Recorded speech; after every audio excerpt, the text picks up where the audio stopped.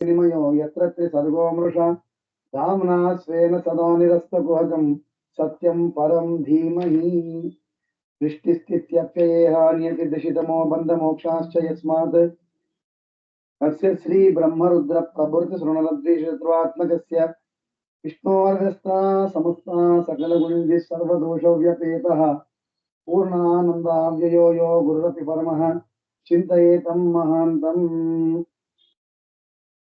धर्म प्रोज्झित गीतगोत्र परमो निर्मत्सराणां सतां वेद्यं महास्तवमत्र वस्तु शिवदं तापत्रयोन्मूलनं श्रीमद्भागवते महामुनिकृते किं वा परैरीश्वरः सद्यो हृद्यवरुध्यतेऽत्र कृतिभिः शुश्रूषुभिः तत्क्षणात् निगमकल्पतरोर्गलितं फलं शुकमुखादमृतद्रवसंयुतं पिबत भागवतं रसमालयं मुहुरहो रसिकाः भुवि भावुकाः लसतु श्रीमदानन्दतीर्थेन्दुर्नो हृदम्बरे यद्वतश्चन्द्रिका स्वान्तसन्तापं विनिकृन्तति पानिते करवाण्यम्बा चरणो हृदि सर्वदा सद्वाक्यसरणिर्भूयात् श्रीमदाचार्यभावगा प्रव्रजन्तमनुपेतमपेतकृत्यं वद्वैपायनो विरहकातर आजुहाव पुत्रेति तन्मयतया तरवोऽपि नेदुस्तं सर्वभूतहृदयं मुनित्वानितोऽस्मि नौमिन्यायसुधादिग्जयमुनीन् श्रीपादराट् सन्मणीन् व्यासार्यान् विविधागमान् दिव्यान् देवादिराजानपि वन्देऽहं समरान् रघुत्तमगुरून् वैदग्ध्यवारां निधीन् श्रीसत्यव्रतराघवेन्द्रमुनिपान् सद्बोध सद्यानपान् सत्याभिज्ञकराब्जोत्थान् पञ्चाशद्वर्षपूजकान् सत्यप्रमोदतीर्थार्यान् नौमिन्यायसुधारतान् आपादमौलिपर्यन्तं गुरूणाम् आकृतिं स्मरेत् तेन विघ्नाः प्रणश्यन्ति सिद्ध्यन्ति च मनोरथाः श्री सत्यात्मतीर्थ गुरुभ्यो नमः। राजोवाच प्रियव्रतो भागवत आत्माराम कथं मुने गृहे अरमत्यन्मूलः कर्मबन्धपराभवः सत्यसताम् अशेष सन्मङ्गलानि सन्तु सम्यक् श्लोकैकश्रवणपठनमात्रेण कथावक्तुश्च श्रोतॄणां निखिलकलिकतकल्मषापरोदनपटदरे धर्माद्यखिलपुरुषार्थसाधिनीभूते श्रीमद्भागवते अद्य कथा प्रारंभे सति किंचित पूर्व प्रसक्त प्रमेयानुवाद श्री गुरुभ्यो नमः। నిన్నటి రోజు ఉత్తానపాద రాజు యొక్క వంశం గురించి మనము విన్నాము. దాని పూర్వంలో దక్ష ప్రజాపతి మహన్నింద అంటే దక్ష ప్రజాపతి శివుణ్ణి ద్వేషించినందుకు ఎలాంటి గతి అతనికి కలిగింది. తలకాయి మానవుడి తలకాయి పోయి అతనికి ఏకతల వచ్చింది, అంటే ఒక రకంగా పశుజన్మని. కాబట్టి అలా పెద్దవాళ్ల నింద చేస్తే ఏమవుతుంది అనేది అదే దానికి దక్షుడే నిదర్శనము. కాబట్టి పెద్దవాళ్ళ పట్ల చాలా సున్నితంగా ఉండాలి. ఇక్కడ చెప్తున్నారు మహన్నింద వర్జన ప్రకరణం అని ఒకటి విష్ణుతీర్థుల వారు దీంట్లో భాగవత సారోద్ధారంలో ఒక ప్రకరణం అది ఇక్కడ చెప్తారు. ఏమంటే పెద్దవాళ్ళ నింద చేయకూడదు అని. ఆ విషయంలో ఇక్కడ అదన్నీ తీసుకొని అక్కడ వివరంగా చెప్తారు మనకు. ఇలా ఆ విషయాన్నంతా తెలియచేస్తూ తర్వాత ఉత్తానపాదరాజ అతని వంశము ఎంత అద్భుతంగా ఉంది అని దాని గురించి కూడా చెప్పారు. సాక్షాత్ ధ్రువరాజు 5 సంవత్సరాల బాలకుడు భగవంతుడి పూర్ణానుగ్రహాన్ని పొందాడు. 36,000 సంవత్సరాలు రాజ్యభారం చేసి ఇప్పుడు కూడా ధ్రువలోకంలో ఉన్నాడని ఆ విషయం అంతా చెప్పారు. అదే వంశంలో అంగరాజు అని వచ్చాడు. అంగరాజుడి కుమారుడే వేణ అని. ఆ వేణుడి బాహులు భుజములను మథనం చేసినప్పుడు అక్కడి నుంచి పృథు చక్రవర్తి, తర్వాత అర్చీదేవి అని లక్ష్మీనారాయణ విశేష సన్నిధానం ఆ దంపతుల్లో పృథు చక్రవర్తి యొక్క విషయాన్ని కూడా మనం వివరంగా విన్నాము. 99 అశ్వమేధ యాగాలతో చేశాడు. తర్వాత సనకాదుల నుంచి ఉపదేశాన్ని పొంది అతను విరక్తుడయ్యి తపస్సు చేసి భగవదనుగ్రహాన్ని పొందాడు. అదే పృథు చక్రవర్తి వంశంలో ప్రాచీన బర్హి అని, అతని కుమారుల్నే దశప్రచేతసులు అని. ఆ ప్రాచీన బర్హి నారదుల నుండి పురంజనోపాఖ్యానాన్ని ఉపదేశాన్ని పొంది అతను విరక్తుడయి భగవద్ధ్యానంలో ఆసక్తుడైపోయాడు. అతని కుమారుల్నే దశప్రచేతసులు. వారు మారీష అనే కన్యను వివాహం చేసుకున్నారు. అక్కడ వాళ్ళు కూడా 2 సార్లు అంటే ఒకసారి మహాశివుడి నుంచి ఉపదేశాన్ని పొందారు. తర్వాత రెండోసారి వారు నారదుల నుంచి ఉపదేశాన్ని పొందారు. అలాంటి దశప్రచేతులకు మారీషాయం అనే కన్యలో సాక్షాత్ మళ్ళీ దక్షుడే కుమారుడిగా పుట్టొచ్చాడని ఆ వంశం గురించి కూడా వివరంగా చెప్పారు. ఇప్పుడు ఆ ప్రియవ్రత రాజా అని జ్యేష్ఠ కుమారుడు అతని విషయాన్ని ఇక్కడ చెప్తున్నారు. ఏమంటే ఇది పంచమ స్కందంలో వస్తుంది. పంచమ స్కందం ఇది చాలా క్లిష్టమైనటువంటి భాగం. ఇది పద్యాత్మకమైనటువంటి భాగం ఇది. ఇక్కడ ప్రియవ్రత రాజుడి ఒక వివరం అంతా వస్తుంది. ఆ ప్రియవ్రత రాజా మహాభగవద్భక్తుడట. మహాభగవద్భక్తుడు నారదుల వారి శిష్యుడండి. ముఖ్యంగా నారదుల వారి శిష్యుడు. నారదుల నుండి ఉపదేశాన్ని పొందాడు. కొన్ని మహాజ్ఞాని అతను. కొన్ని విరక్తుడైపోయాడట. విరక్తుడైపోయి ఏం చేశాడు అంటే గంధమాదన పర్వతానికి వెళ్ళాడట. నారదులతో సమేతంగా అక్కడికి వెళ్ళాడు. అక్కడికి వెళ్ళి సన్యాసం స్వీకారం చేయాలని అతని సంకల్పం. ఇంతలో స్వయంభూమని వచ్చాడు. వచ్చి ప్రియవ్రత రాజుకి అంటాడు, ప్రియవ్రత, నా తర్వాత నీవే పట్టాభిషేకం నీకే అవుతుంది. నీవే సింహాసనంలో కూర్చొని రాజ్యభారం చేయాలి. కాబట్టి నీవు సన్యాసం స్వీకరించడం సరి అయినది కాదు. నీకు పట్టాభిషేకం చేస్తాను, నేను రాజుగా చేస్తాను రా అని పిలిచాడని. అతను వద్దన్నాడు. నేను సన్యాసి అయిపోతాను. ఎందుకంటే భగవంతుడి ధ్యానం అఖండంగా చేయొచ్చు. మీరేమైనా నన్ను రాజుగా చేసేస్తే ఆ రాజ్యభారం చేస్తూ చేస్తూ దేవుడి ధ్యానం చేయడానికి నాకు సాధ్యం కాదు. అది ప్రతిబంధకం అవుతుంది. కాబట్టి నేను సన్యాస స్వీకారం చేస్తాను అని పట్టుబడ్డాడు. ఎంత చెప్పినా వినలేదు స్వయంభూమని చెప్పి. అంతలో సాక్షాత్తు బ్రహ్మదేవుడు సత్యలోకం నుంచే దిగొచ్చారట. బ్రహ్మదేవుడు ప్రియవ్రత రాజుకి తాత అవ్వాలి.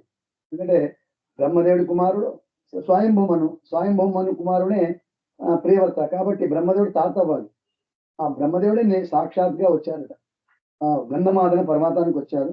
వచ్చి అంటారు, ప్రియవ్రత నీవేం చేస్తున్నావు? ఇది సన్యాసం స్వీకారం చేసేదనేది నీకు సరైనది కాదు అని చెప్తారు. ఎందుకంటే భగవంతుడు ఒక్కొక్కరికి ఒక్కొక్క విహిత కర్మములని వ్యవస్థ చేశారండి.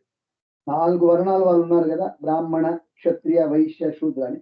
ఎవరెవరు ఏమేమి చేయాలి అనేది శాస్త్రంలో దాన్ని స్పష్టంగా చెప్పారు. కాబట్టి ఈ సన్యాసం స్వీకారం చేసేదనేది ఇది నీకు విహితం కాదు. నువ్వు క్షత్రుడివి, బ్రాహ్మణులు స్వీకారం చేయాలి. క్షత్రుడైన వాళ్ళు ఏం చేయాలంటే రాజ్యభారం చేయాలి. అది అతనికి విహితమైనటువంటిది. కాబట్టి నువ్వు చేయకూడదు అని చెప్పారు.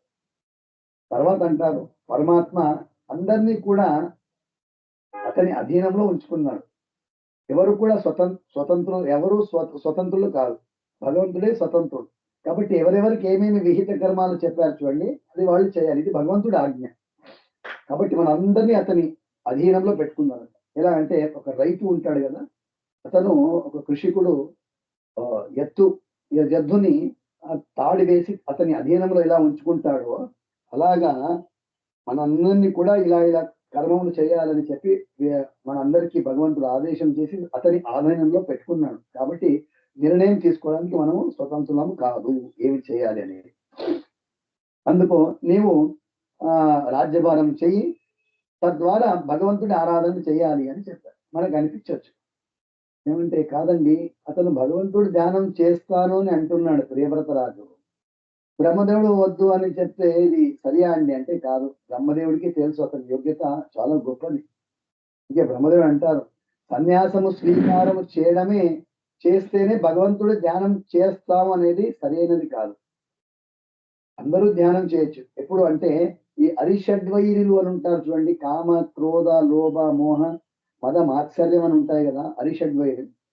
ఆ అరిషడ్వైరులను ఎవరు గెలుస్తారో వాళ్ళు సన్యాసి అవ్వాలనేం లేదు. గృహస్థాశ్రమంలో ఉన్నా కూడా వాళ్ళు భగవద్ ధ్యానం చేయొచ్చట.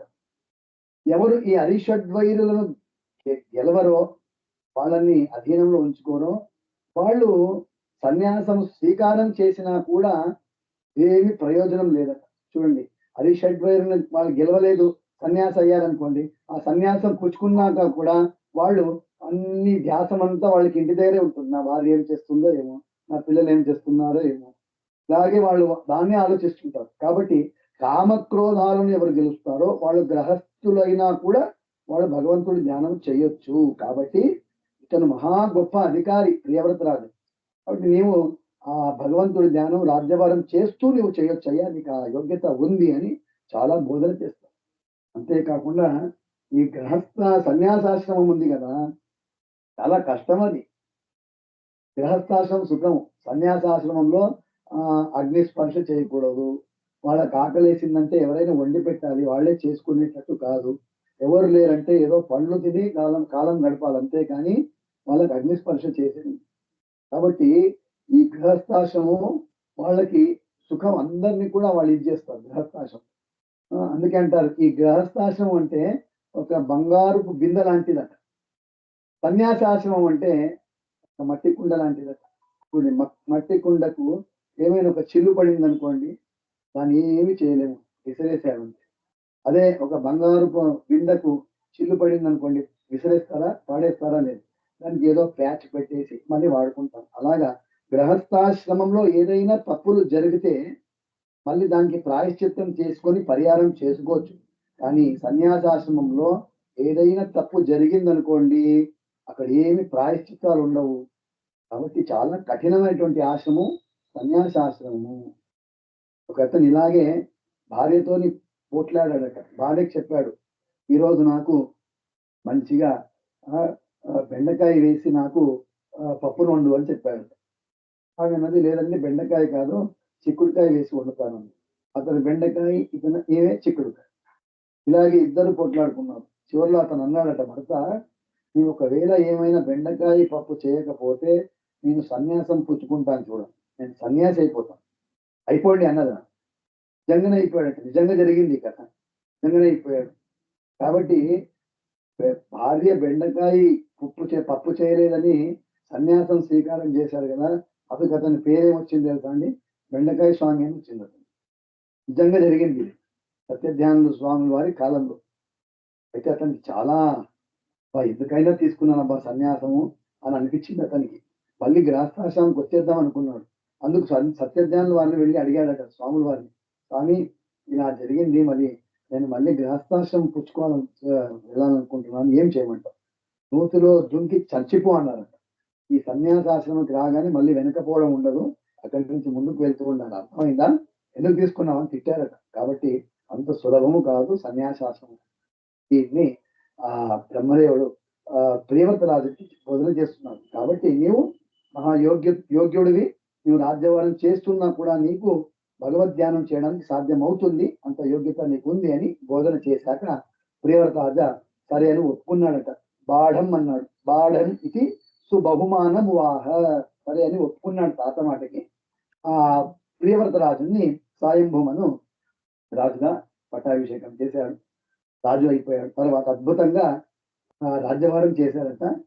విశ్వకర్మ అతని కూతురు బరిహిష్మతి అట. విశ్వకర్మ కూతురు బరిహిష్మతిని వివాహం చేసుకున్నాడు. అక్కడ ఈ ప్రియవ్రత రాజుకి 10 మంది పిల్లలయ్యారట. ఒక కన్య పుట్టింది, ఆమె పేరు ఊర్జస్వతి అని. ఈ 10 మంది పిల్లల పేరు చెప్తారు ఇక్కడ. ఆగ్నేద్ర, ఇద్మజిహ్వ, యజ్జిబాహు, మహావీర, హిరణ్యరేఖ, ఘృతపృష్ట, సవన, మేధాతిథి, వీతిహోత్ర, కవి అని 10 మంది పిల్లలండి. ఇది సర్వ ఏవ అగ్నినామానః అంటారు. ఇవన్నీ పేర్లు ఏవైతే విన్నారో ఇవన్నీ అగ్ని భగవానుడి పేర్లట ఇవన్నీ. కాబట్టి అలాంటి మహాజ్ఞానులు. దీంట్లో ఈ 10 మందుల్లో ముగ్గురు కవి, మహావీర, సవన అని ముగ్గురు వాళ్ళు సన్యాసం పుచ్చుకున్నారట. మహా విరక్త శిఖామణులు వాళ్ళు సన్యాసులు అయిపోయారట. ఇది అయిపోయాక అన్యస్యామపి భార్యాయాం త్రయఃపుత్ర ఆసన్. ఇంకొక భార్యలో ప్రియవ్రత రాజుకి 2 భార్యలు, ఇంకొక భార్యలో 3 పిల్లలయ్యారట. 3 పుత్రులయ్యారు. ఎవరు అంటే ఉత్తమ, తాపస, రైవత ఇది మన్వంతరాధిపతయ అని చెప్తారు శుకాచార్యులు. అంటే వీళ్ళు 3 ఉత్తమ, రైవత, తాపస ఏమన్నారో మన్వంతరాధిపతులు అంటే వీళ్ళు. అలాంటి గొప్ప పుత్రులను పొందాడు ప్రియవ్రత రాజు. ఇదంతా అయిపోయింది. అయిపోయాక ఆ ప్రియవ్రత రాజు యొక్క అద్భుతమైనటువంటి సామర్థ్యాన్ని చెప్తారు శుకాచార్యులు వారు. ఏమంటే అతను రాజ్యభారం చేసేటప్పుడు ఈ సూర్యుడు ఉన్నాడు కదా, సూర్యుడు అస్తంగతుడైపోయాడంటే అన్ని చోట్ల అంధకారం ఉంటుంది, చీకటి ఉంటుంది. ప్రియవ్రతరాజు అనుకున్నాడట, నేను రాజ్యభారం చేసేటప్పుడు నా రాజ్యంలో అంధకారమే ఉండకూడదు అన్నాడట. కాబట్టి ఎక్కడ సూర్యుడు అస్తంగతుడైతే అంధకారం ఉంటుందో, చీకటి ఉంటుందో దాన్ని నేను ప్రకాశమానంగా చేస్తాను, వెలిగిస్తాను అక్కడ. అక్కడ అది వెలిగేటట్టు చేస్తాను అన్నాడట ప్రకాశం. అంత అద్భుత సామర్థ్యం అండి. ఎందుకంటే అతని దగ్గర ఒక బంగారపు రథం ఉండేదట. ఏం చేశాడో తెలుసా ప్రియవ్రతరాజు? సూర్యుడు వెనుకనే వెళ్ళాడు. సూర్యుడు అస్తంగతుడు ఎక్కడైతాడో అక్కడ ఇతను రథం తీసుకెళ్ళేవాడు. అంటే అక్కడ చీకటి ఉంటుంది కదా, ఆ చీకటి అంతా పోయి అంతా వెలిగేదట, ప్రకాశమానంగా ఉండేదంట, వెలుతురుగా ఉండేదంట. మళ్ళీ సూర్యుడు ఇటు వస్తే అతను అటు. మొత్తానికి ఏం చేశాడు అంటే అలా తిరుగుతూ తిరుగుతూ వేగంగా ఆ అన్ని ఎల్లప్పుడూ కూడా వెలుగు ఉండేటట్టు చేసేసాడు, ప్రకాశం ఉండేటట్టు. చీకటే లేదు ఇక్కడ. బ్రహ్మదేవుడు వచ్చి అన్నారట, ప్రియవ్రత ఇలా 24 గంటలు అందరికీ ప్రకాశం అనేది కొందరికి కావాలి, కొందరికి వద్దయ్యా జీవరాశుల్లో. కాబట్టి ఇలా 24 గంటలు వెలుగుండేది సరికాదు, ఆపేసేయండి రథాన్ని అన్నట. ఇప్పుడు ఆపేశాడు. అంతే అండి. కొందరు చూస్తుంటాం కదా మనం, రాత్రి పడుకున్నప్పుడు కొందరికి ఏదో లైట్ కావాలి, కొందరికి వద్దు. లైట్ ఉంటే కొందరికి నిద్ర పట్టదు, కొందరికి లైట్ లేదంటే నిద్ర పట్టదు. అలాంటి ఇద్దరిని తీసుకెళ్ళి ఒక గదిలో వేసే స్థానం వేస్తే రాత్రంతా పోట్లాడుకుంటారు. ఇతను వేయడం అతను వేయడం మాత్రం. కాబట్టి కొందరికి వెలుతురు కావాలి, కొందరికి చీకటి కావాలి. ఆపు అనగానే ఆపేశాడు. అయితే ఆ ప్రియవ్రత రాజా ఆ రథంలో తిరిగేవాడు కదా, ఆ సూర్యుడు వెనుక తిరిగేటప్పుడు అతని రథ చక్రముతో సప్త సాగరాలు, సప్త ద్వీపాలు నిర్మాణమయ్యాయట. అంటే ఆ చక్రం వలన గుంతలు ఏర్పడ్డాయట. గుంతలు ఇంకొక ఎత్తు ప్రదేశం. ఆ గుంతలు ఏవైతే ఏర్పడ్డాయో అవన్నీ సప్త సాగరాలైపోయాయట. దాని పక్క ఉన్నట్టు ఎత్తు ప్రదేశం అన్ని కూడా అది ద్వీపాలైపోయాయట. కాబట్టి సప్త సాగరాలు, సప్త ద్వీపాలు అయ్యాయి అని చెప్తారు. ఏవేవి సప్త సాగరాలు, సప్త ద్వీపాలు అంటే చెప్తారు ఇక్కడ. జంబుద్వీపము, లక్షద్వీపం, శాల్మలి ద్వీపం, కుశద్వీపం, క్రౌంచ ద్వీపం, శాకద్వీపం, పుష్కర ద్వీపం అని సప్త ద్వీపాలు ఇవి. తర్వాత సప్త సాగరాలు ఉన్నాయట. లవణ సాగరము, ఇక్షు సాగరము, సురోద, ఘృతోద, క్షీరోద, దధిమండోద, శుద్ధోద అని ఇలాగా 7 సాగరాలట. ఎలా ఉంది తెలుసా అండి వ్యవస్థ? ఒక ద్వీపము, ద్వీపం అంటే ఐలాండ్, ఒక ద్వీపము, దాని తర్వాత ఒక సాగరం దాని చుట్టూరుగా. ఆ సాగరం అయిపోయాక మళ్ళొక ద్వీపము, మళ్ళొక సాగరం. అవి ఎంత పరిమాణం అంటే జంబుద్వీపం 1,00,000 అయితే, యోజనం అయితే, లవణ సాగరం 1,00,000. దాని తర్వాత వచ్చేటువంటి లక్షద్వీపం ఉంది కదా, ఇది 1,00,000 అయితే జంబుద్వీపం అది 2,00,000. దాని తర్వాత వచ్చేది ఇక్షురస సాగరం, అది 2,00,000. అలా పెరుగుతూ 2, 4, 8, 16, 32 ఇలా ఇలా ఇలా పెరుగుతూ సప్త ద్వీపాలు ఉన్నాయన్నమాట. అయితే ఇప్పుడు మనమున్న ద్వీపం ఏది తెలుసా అండి? మనమున్న ద్వీపము జంబుద్వీపం. ప్రతినిత్యం సంకల్పంలో చెప్తాం, జంబుద్వీపే దండకారణ్యం. ఇది జంబుద్వీపం మనమున్నది. ఈ జంబుద్వీపం చుట్టూరుగా ఉన్నటువంటి సాగరం అంటే అది లవణ సాగరము. లవణ సాగరం అంటే ఉప్పు నీళ్ళ సముద్రం. మనం అందరం చూస్తుంటాం. ఆ సముద్రాన్ని దగ్గరికి వెళ్ళి నీళ్ళు నోట్లో వేసుకుంటే ఉప్పు కదా. కాబట్టి లవణ సాగరం ఉంది జంబుద్వీపం చుట్టూరుగా. దాని తర్వాత ఆ లవణ సాగరం తర్వాత వచ్చే ద్వీపము లక్షద్వీపం అంట. లక్షద్వీపం దీనికంటే 2 రెట్లు అది విస్తారంగా ఉంది. ఆ లక్షద్వీపం అయిపోయాక వచ్చేదే ఇక్షు ద్వీపము. ఇక్షు అంటే చెరుకు. ఆ చెరుకు రసం ఉంటుంది కదా, ఆ చెరుకు రస సముద్రం ఉందట అండి. హాయిగా ఉంటుంది కదా. వేసవిలో సముద్ర తీరానికి వెళ్తే హాయిగా చెరుకు రసం తాగుతూ కూర్చోవచ్చు. అలాంటి సాగరం ఉందట ఇక్షు సాగరం. తర్వాత ఇక్షురస సాగరం అయిపోయాక వచ్చేది శాల్మలి ద్వీప అని ఒక ద్వీపము. ఆ శాల్మలి ద్వీపం అయిపోయాక సురోద అంటే దేవతలు పానం చేయడానికి యోగ్యమైనటువంటి మద్యము, ఆ సాగరం ఉందట. అది అయిపోయాక కుశద్వీప అని ఒకటి. ఆ కుశద్వీప అయిపోయాక ఘృతోద అని ఘృతసాగరం అంటే ఘృత అంటే నెయ్యి, మంచి ఘమఘమలాడేటువంటి నెయ్యి, అలాంటి నెయ్యి సముద్రం ఉందట అండి. వేడి వేడి అన్నము కొద్దిగా తొక్కు గిక్కు వేసుకొని ఆ నెయ్యి వేసుకున్నాం అనుకోండి బ్రహ్మాండంగా ఉంటుంది. అలాంటి నెయ్యి సముద్రం ఉందట అక్కడ ఒకటి. ఆ ఘృత సముద్రం అయిపోయాక వచ్చేది క్రౌంచ ద్వీపము. ఆ క్రౌంచ ద్వీపం అయిపోయాక వచ్చేది క్షీరోద. క్షీరోద అంటే పాల సముద్రము అని అర్థమవుతుంది. దాని తర్వాత వచ్చేది దధిమండోద అంటే పెరుగు సముద్రం అని చెప్పారు. ఇక్కడ ఆచార్యులు నిర్ణయంలో చెప్తారు, కొద్దిగా వ్యత్యాసం చేసుకోండి. మొదట్లో వచ్చేది దధి సముద్రం, తర్వాత క్షీరం. మళ్ళీ ఇక్కడ క్షీరోద అని మొదట్లో చెప్పారు కదా అంటే అందుకంటారు పాలు ఎంత తీయగా ఉంటుంది చూడండి, అంత తీయగా పెరుగు ఉన్నటువంటి సముద్రం అది. కాబట్టి క్షీరోద అని ఇక్కడ ప్రయోగం చేశారు. కాబట్టి క్షీరోద అంటే ఏంటి? పెరుగు సముద్రం, గట్టి పెరుగు, పాలులాగా తీయగా ఉండేటువంటి పెరుగు సముద్రం అట. మంచిగా కోసుకొని హాయిగా తినుకోవచ్చు ఆ పెరుగు, అలాంటి గట్టి పెరుగు. అదైపోయాక వచ్చేది శాల్మలి ద్వీప. ఇది కుషద్వీప అయింది కదా. తర్వాత శాఖద్వీప, క్రౌంచ ద్వీప అయిపోయాక వచ్చేది శాఖద్వీప ఆరోది. ఆ శాఖద్వీప అయిపోయాక వచ్చేది దధిమండోద. మళ్ళీ ఇక్కడ దధి అంటే పెరుగు, పెరుగు సముద్రం అంటే కాదు. పెరుగు ఎలా గట్టిగా ఉంటుందో అలాంటి గట్టి పాలు క్షీర సముద్రం అక్కడ ఉంది. పెరుగులాగా గట్టిగా ఉన్నటువంటి పాలు, అలాంటి సముద్రం అక్కడ ఉంది. అది అయిపోయాక వచ్చేది చివరి ద్వీపము పుష్కర ద్వీపము. ఆ పుష్కర ద్వీపం అయిపోయాక వచ్చేదే శుద్ధోద. శుద్ధోద అంటే మంచి నీళ్లు, తీయటి నీళ్లు, దాంట్లో పచ్చకర్పూరము, లవంగులు, యాలక్కులు, తర్వాత జాజ, ఇవన్నీ జాజి వేస్తారు కదా, వేస్తే ఎంత గమగమలాడుతుంది కదా నీళ్లు, అలాంటి నీళ్లు అక్కడ ఉన్నాయట. చివరిలో పెట్టాడు దేవుడు. ఎందుకు తెలుసా అండి?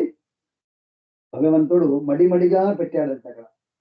ప్రళయకాలంలో ఏం చేస్తాడంతా ఇవన్నీ భగవంతుడు ఉదరంలో వేసుకుంటాడు. చివరిలో నీళ్లు తాగాలి కదా అంతా తిన్నాక, ఉదరం వేసుకున్నాక. కాబట్టి ఆ సముద్రాన్ని అక్కడ పెట్టాడట. మడిమడిగా ఉండేది. వీళ్ళకి మడి తెలియదు, మైల తెలియదు. దగ్గర పెట్టేస్తే ముట్టి మైల చేస్తారని చెప్పి దూరం పెట్టాడట. అలాంటి శుద్ధోద అక్కడ ఉంది. ఇలాగా ప్రియవ్రత రాజు యొక్క అద్భుతమైనటువంటి సామర్థ్యం. అందుకే ఆచార్యులు అంటారు నిర్ణయంలో, ఈ సప్త సాగరాలు, సప్త ద్వీపాలు ఏర్పాటు చేసింది, నిర్మాణం చేసింది ప్రియవ్రత అని ఇక్కడ చెప్పారు. అతను కాదు. నిర్ణయంలో ఏం చెప్తారు ఆచార్యులు? పూర్వ సృష్టాన్ రథావృత్య స్థూలం చక్రే ప్రియవ్రత. కాబట్టి మొదట్లోనే సప్తసాగరాల సృష్టి ఆరంభంలోనే భగవంతుడు ఈ సప్తసాగరాలు, సప్త ద్వీపాలు నిర్మాణం చేశాడు. అయితే మధ్య అవాంతర ప్రళయాలు అయితుంటాయి కదా, ఆ ప్రళయాల్లో కొద్దిగా అది మూసుకొని పోయి ఉంటుందట. దాన్ని మళ్ళీ వెడల్పుగా చేశారు, విస్తారంగా చేశారు. అంతేకాని ప్రియవ్రత రాజ దీన్ని సృష్టి చేసింది కాదు. ఇది సరిగ్గా తెలుసుకోండి అని ఆచార్యుల వారు తాత్పర్యంలో ఇది గారుడే అని గరుడ పురాణ వాక్యాన్ని ఇచ్చి ఆచార్యుల వారు చెప్తారు ఇక్కడ. ఇది అయిపోయాక ఆ దుహితురం ఊర్జస్వతీం నామ ఉషనసే ప్రాయచ్చత్ యస్యాం ఆసీ దేవయాని నామ కావ్యసుత. ఆ ఊర్జస్వతి అని ఎవరైతే ప్రియవ్రతరాజు యొక్క కుమార్తె ఉందో ఆ కుమార్తెని, ఆ పుత్రికను శుక్రాచార్యుల వారికి ఇచ్చి వివాహం చేశాడు. శుక్రాచార్యుల వారికి ఇచ్చి వివాహం చేశాడు. అక్కడ దేవయాని అనే కుమార్తె పుట్టింది అని ఆ ప్రియవ్రతరాజు గురించి చెప్పారు. నైవం విధ పురుషకార ఉరుక్రమస్య పుంసాం తదంగ్రస జతషడ్గుణానాం చిత్రం విదూర విగత సకృదాదితీత ఎన్నామధేయ మదన జహాతి బంధం. ఇలాంటి అద్భుతమైనటువంటి సామర్థ్యం కలిగినటువంటి ప్రియవ్రతరాజు ఏమనుకున్నాడు తెలుసా? దిగ్దిగీతి గర్హయాంచకార. అతను అనుకున్నాడు, అయ్యో నేను ఎలాంటి ఉపదేశం పొందాను నారదుల వాళ్ళ నుండి, నిజంగా అంత జ్ఞానాన్ని పొంది నేను ఇంకా సంసారంలోనే ఆసక్తుడిగా ఉండిపోయాను, నా జన్మకు ధిక్కారము అని అనుకున్నానట. అనుకోని అతనికి అప్పుడు వైరాగ్యం వచ్చేసింది. వైరాగ్యం రాగానే ఆ 7 కుమారులు ఉన్నారు కదండి, ఆగ్నిద్ర మొదలైనటువంటి కుమారులు, వాళ్ళకి రాజ్యభారం అంతా అప్పగించేశాడట. ఆ సప్తద్వీపాలు ఒక్కొక్కరికి దాన్ని అప్పగించేసి వాళ్ళకి రాజుగా చేసేశాడు. ఇతను తపస్సు చేయడానికి విరక్తుడైపోయి రాజ్యం నుంచి వెళ్ళిపోయాడట. అందుకంటారు ప్రియవ్రత కృతం కర్మ కోను కొరియా వినేశ్వరం యోనేమి నిమ్నైర్ కరోచ్ఛాయాం ఘన్న సప్త వారిధీన్. ఇలాంటి ప్రియవ్రతరాజు లాంటి అద్భుతమైన పరాక్రమం ఎవరికి భగవంతుడి అనుగ్రహము ఇది సాధ్యం కాదు. కాబట్టి విశేష భగవంతుడి అనుగ్రహం ఉంది కాబట్టి ఇలాంటి అద్భుత పరాక్రమం అతను చేశాడు అని దాన్ని అంతా వివరంగా చెప్తూ తర్వాత ఈ జంబుద్వీపం ఉంది కదా, ఆ జంబుద్వీపాధిపత్యాన్ని, ఆ జంబుద్వీపాన్ని ఎవరికి ఇచ్చాడు అంటే ఆగ్నిద్ర అనే జ్యేష్ఠ కుమారుడికి ఇచ్చాడట. అతను కూడా అద్భుతమైనటువంటి వాడు. ఆ ఆగ్నిద్ర పూర్వచిత్తి అనే ఒక అప్సరా స్త్రీని వివాహం చేసుకున్నాడట. ప్రియవ్రత రాజకుమారుడు ఆగ్నిద్ర ప్రియ పూర్వచిత్తి నామ అప్సరసం అభియాపయామాస, ఆమెని వివాహం చేసుకున్నాడట. చేసుకొని అక్కడ ఆ ఆగ్నిద్రకు పూర్వచిత్తిలో ఆ పిల్లలు ఎంతమంది అయ్యారంటే 9 మంది పిల్లలు పుట్టారట. 9 మంది పిల్లలు పుట్టారట. వాళ్ళ పేరు చెప్తారు ఇక్కడ. నాభి, కింపురుష, హరివర్ష, ఇనావృత, రమ్యక, హిరణ్మయ, కురు, భద్రాశ్వ, కేతుమాల అని 9 మంది పిల్లలట. 9 మంది పిల్లలు. ఈ ఆగ్నిద్ర ఏం చేశాడు, ఆ జంబుద్వీపాన్ని 9 ఖండముగా చేసి వీళ్ళందరికీ ఇచ్చాడంట ఒక్కొక్కరికి. అందుకే ఇవన్నీ ఖండాలు. ఇలావృత ఖండము, కింపురుష ఖండం అని వింటాం కదా, అవన్నీ ఖండాలు. కాబట్టి ఆ పిల్లలకంతా దాన్ని అప్పగించేశాడు.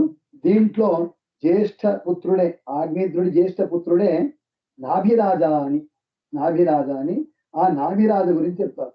సంపరేతే పితరి నవభ్రాతరో మేరు దుహితురు మేరుదేవి ప్రతిరూపం ఉగ్రదంష్ట్రీ లతారామాం శ్యామాం నారీం భద్రాం దేవీమితి నవసంజ్ఞాం నవోదవహన్. కాబట్టి నాభిరాజ మేరుదేవి అని ఆమెని వివాహం చేసుకున్నాడు. మేరుదేవిని వివాహం చేసుకున్నాడు. అక్కడ నాభిరాజుకు మేరుదేవిలో సంతానం కలగలేదట. అప్పుడు ఏం చేశాడు నాభిరాజు అంటే పురోహితుల్ని పిలిపించి యజ్ఞం చేయించాడట. యజ్ఞం చేయించి నాకు సంతానం కలగాలి, అనుగ్రహం చేయండి అని అద్భుతంగా యజ్ఞం చేశాడు. అప్పుడు ఆ యజ్ఞ కుండం నుంచి సాక్షాత్ భగవంతుడే అక్కడి నుంచి ప్రత్యక్షమయ్యాడట. అప్పుడు ఆ పురోహితులందరూ కూడా భగవంతుడిని ఏమడిగారు తెలుసా, అథ కథంచిత్ స్ఖలన క్షుత పతన జృంభణ దురవస్థానాదిషు వివశానాం న శ్రీమత్ చరణారవింద స్వర్ణాయ జ్వర మరణ దశాయామపి సకల కష్మల నిరతనాని తవ గుణకృతనామధేయాని వచన గోచరాని భవంతు. స్వామి, మాకు ఎల్లప్పుడూ నీ నామస్మరణం మా నాలిక పైన ఉండాలి, నీ నామము నా నాలిక పైన ఎల్లప్పుడూ ఉండాలి. అలాంటి భాగ్యాన్ని మాకు అనుగ్రహించు స్వామి. కేవల విషయాసక్తులు అయిపోతున్నాను, అలా కాకుండా ఈ నామస్మరణ ఎల్లప్పుడూ చేస్తూ ఉండాలి. పడ్డప్పుడు కలన జారి పడ్డప్పుడు మనకు నోట్ల నుంచి ఏమొస్తుంది చెప్పండి, పడతాం కదా మనం, ఇక్కడ కాలు జారి పడిన వెంటనే మన నోటి నుంచి వచ్చేది ఏంటి చెప్పండి, అమ్మా అంటాం. అంత మమకారంతో అంత ముద్దుతో పెంచుంటుంది అమ్మ, అందుకు అమ్మ అని వస్తుంది. కాబట్టి ఇక్కడ పురోహితులు అంటారు, అలా కాలు జారి పడినప్పుడు, తుమ్మినప్పుడు, జ్వరం వచ్చినప్పుడు, అనారోగ్యం ఉన్నప్పుడు, ఈ అన్ని సందర్భాల్లో ఈ నామము మా నాలిక పైన ఉండాలి. ఇంకా శ్రీపాదరాజు అంటారు ఏమంటే, సతి సుతరుಗಳಿಂದ ಸಹಿತನಾಗಿ ನಾನು ಹಿತದಿಂದಿರಬೇಕೆಂಬುದಿಲ್ಲವೋ, ನಾಲಿಗೆಯಲ್ಲಿ ನಿನ್ನ ನಾಮಾಮೃತವನ್ನು ಕಾಲ ಕಾಲಕ್ಕೆ ಪಾಲಿಸಬೇಕೆಂದರೆ, ಇದನಾದರೂ ಕೊಡದಿದ್ದರೆ ನಿನ್ನ పద కమలవ నంబి భజిసూరెంతో. కాబట్టి కాలకాలకే, అన్ని సమయంలో ఆ సందర్భంలో నీ నామము నా నాలిక పైన ఉండాలి. అలాంటి భాగ్యాన్ని మాకు అనుగ్రహించని పురోహితులు మొట్టమొదటిగా దీన్ని అడిగారట ఆ స్వామిని. తర్వాత అంటారు, స్వామి కించ అయం రాజర్షి అపత్యకామ ప్రజాం భవాదృశీం ఆశాసాన ఈశ్వరమాశిషాం స్వర్గాపవర్గయోరపి భగవంతం ఉపధావతి. స్వామి, ఇతను సంతానం లేదు ఇతనికి, కాబట్టి అతను సంతానము పొందాలని ఈ యజ్ఞం చేశాడు. అతనికి అనుగ్రహించు స్వామి, అతనికి నీలాంటి కుమారుడే కావాలి, కాబట్టి అతనికి అనుగ్రహం చేయండి. చూడండి పురోహితులు ఎంత బుద్ధివంతులు, సంతానము కావాలి యజ్ఞం చేయించండి అని అడిగాడు ఎవరు, నాభిరాజ. పురోహితులు ఏం చేశారు తెలుసా, నీలాంటి కుమారుడే కావాలి, ఇది బుద్ధివంతులు. అందుకే పురోహితులు అని ఎందుకంటారు సార్, అందరికీ హితాన్ని కోరేవారు. ఇలా అడిగేశారు. అప్పుడు దేవుడు అంటాడు, మయా సదృశ భూయాదితి మమ అహమేవం అభిరూప. నాలాంటి కుమారుడే కావాలి అంటే నాకు నేనే సరిసాటి, నాకు సమా ఎవరు లేరు, నాకు ఉత్తమం లేరు. చూడండి ఇక్కడ ఒకవేళ నీలాంటి కుమారుడే మాకి కావాలి అని పురోహితులు అడిగినప్పుడు దేవుడు ఇలా చెప్పొచ్చు కదా, ఏమని చెప్తానులే బ్రహ్మకి, లేదంటే శివుడికి చెప్తాను, మీరు కుమారుడిగా పోండి. త్రిమూర్తులు ఐక్యం అంటారు కదా, అలా అంటే చెప్పొచ్చు కదా. కానీ ఐక్యం కాదు. దేవుడు ఏమంటున్నాడు తెలుసా ఇక్కడ, నాకు నేనే సరి, నాకెవరు సరి కాదు అని చెప్తున్నాడు ఇక్కడ స్పష్టంగా. కాబట్టి ఐక్యము కాదు త్రిమూర్తులకు. కాబట్టి నేనే మీకు అతనికి కుమారుడిగా రావాలి, నా లాంటి కుమారుడు కావాలంటే అని చెప్పాడు దేవుడు. తర్వాత అనుగ్రహం చేశాడు. అయిపోయాక సాక్షాత్ భగవంతుడే ఆ నాగిరాజకు కుమారుడుగా వస్తున్నాడట. అతనే కుమారుడయ్యాడు. కాబట్టి ఆ పరమాత్మనే వృషభ అని పిలుస్తారు. ఇదే వృషభావతారము. నాగిరాజుడి కుమారుడిగా భగవంతుడు అవతారం చేశాడు. వృషభ అంటే సంస్కృతంలో శ్రేష్టము అని ఒక అర్థం. వృషభ అంటే పురుష వృషభ అంటారు కదా, పురుష శ్రేష్ఠ అంటారు. అలాగే వృషభ అంటే శ్రేష్ఠుడు అని అర్థం ఒకటి. ఇంకోటి వృషభ అంటే వృష జ్ఞానే దీప్తవు అంటారు. అంటే జ్ఞాన ప్రకాశ స్వరూపుడు అని ఒక అర్థం అండి వృషభ అని. అలాంటి భగవంతుడు అవతారం చేశాడు. చేసినప్పుడు అంటారు ఆంజనాభం నామ అభ్య అవర్షీత్. ఈ దేశాన్నంతా అప్పుడు ఆంజనాభ అని పిలుస్తారు.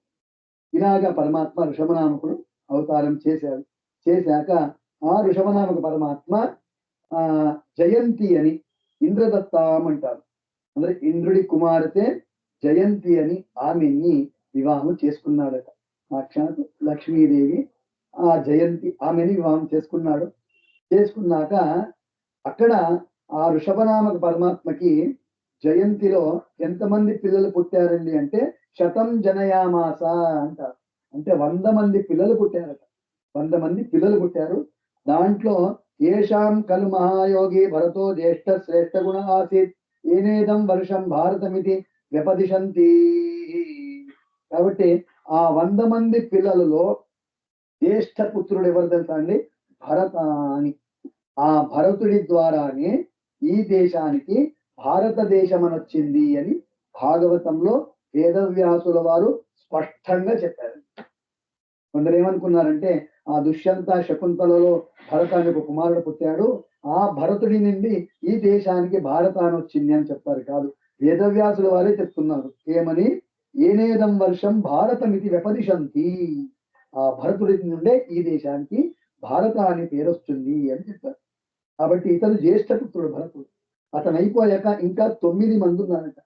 ఎవరు ఆ 9 మంది అంటే కుషావర్త, ఇలావర్త, బ్రహ్మావర్త, ఆర్యావర్త, మలయకేతు, భద్రసేన, ఇంద్రస్పృగ్, విదర్భ, కీకట అని 9 మంది. వీళ్ళు కూడా నవతి ప్రధాన 9 మంది కూడా మహాజ్ఞానులు, మహాశ్రేష్ఠులట. ఇది అయిపోయిందా? తర్వాత ఇంకా 90 మంది ఉన్నారు కదా. 10 మంది అయిపోయింది భరత శ్రేష్ఠుడు. తర్వాత 9 మందిలో వీళ్ళు జ్ఞానులు. వీళ్ళు అయిపోయాక ఇంకా 9 మంది ఎవరండి అంటే కవి, హరి, అంతరిక్ష, ప్రబుద్ధ, పిప్పలాయన, ఆవిర్హోత్ర, ద్రుమిళ, చమస, కరభాజన ఇది భాగవత ధర్మదర్శన నవ మహాభాగవతాహ అని భాగవతం చెప్పి వీళ్ళు అందరూ కూడా మహాజ్ఞానులు అంట. కవి, హరి వీళ్ళందరినీ జాయంతేయులు అని పిలుస్తారండి 9 మంది. ముందు ఏకాదశ స్కందంలో జాయంతేయోపాఖ్యానం అని వస్తుంది. అక్కడ నిమిచక్రవర్తి సభలో వీళ్ళందరూ కూడా ఒక్కొక్క తత్వాన్ని ఉపదేశం చేస్తారు. అక్కడ జాయంతేయోపాఖ్యానం అని వస్తుంది. ఇది అయిపోయాక ఇంకా ఎంతమంది మిగిలారండి? 81 మంది కదా. ఆ 81 మంది వాళ్ళు కూడా పుట్టింది క్షత్రియులుగా, కానీ యజ్ఞశీలా కర్మశ్రద్ధ బ్రాహ్మణ బభూవు.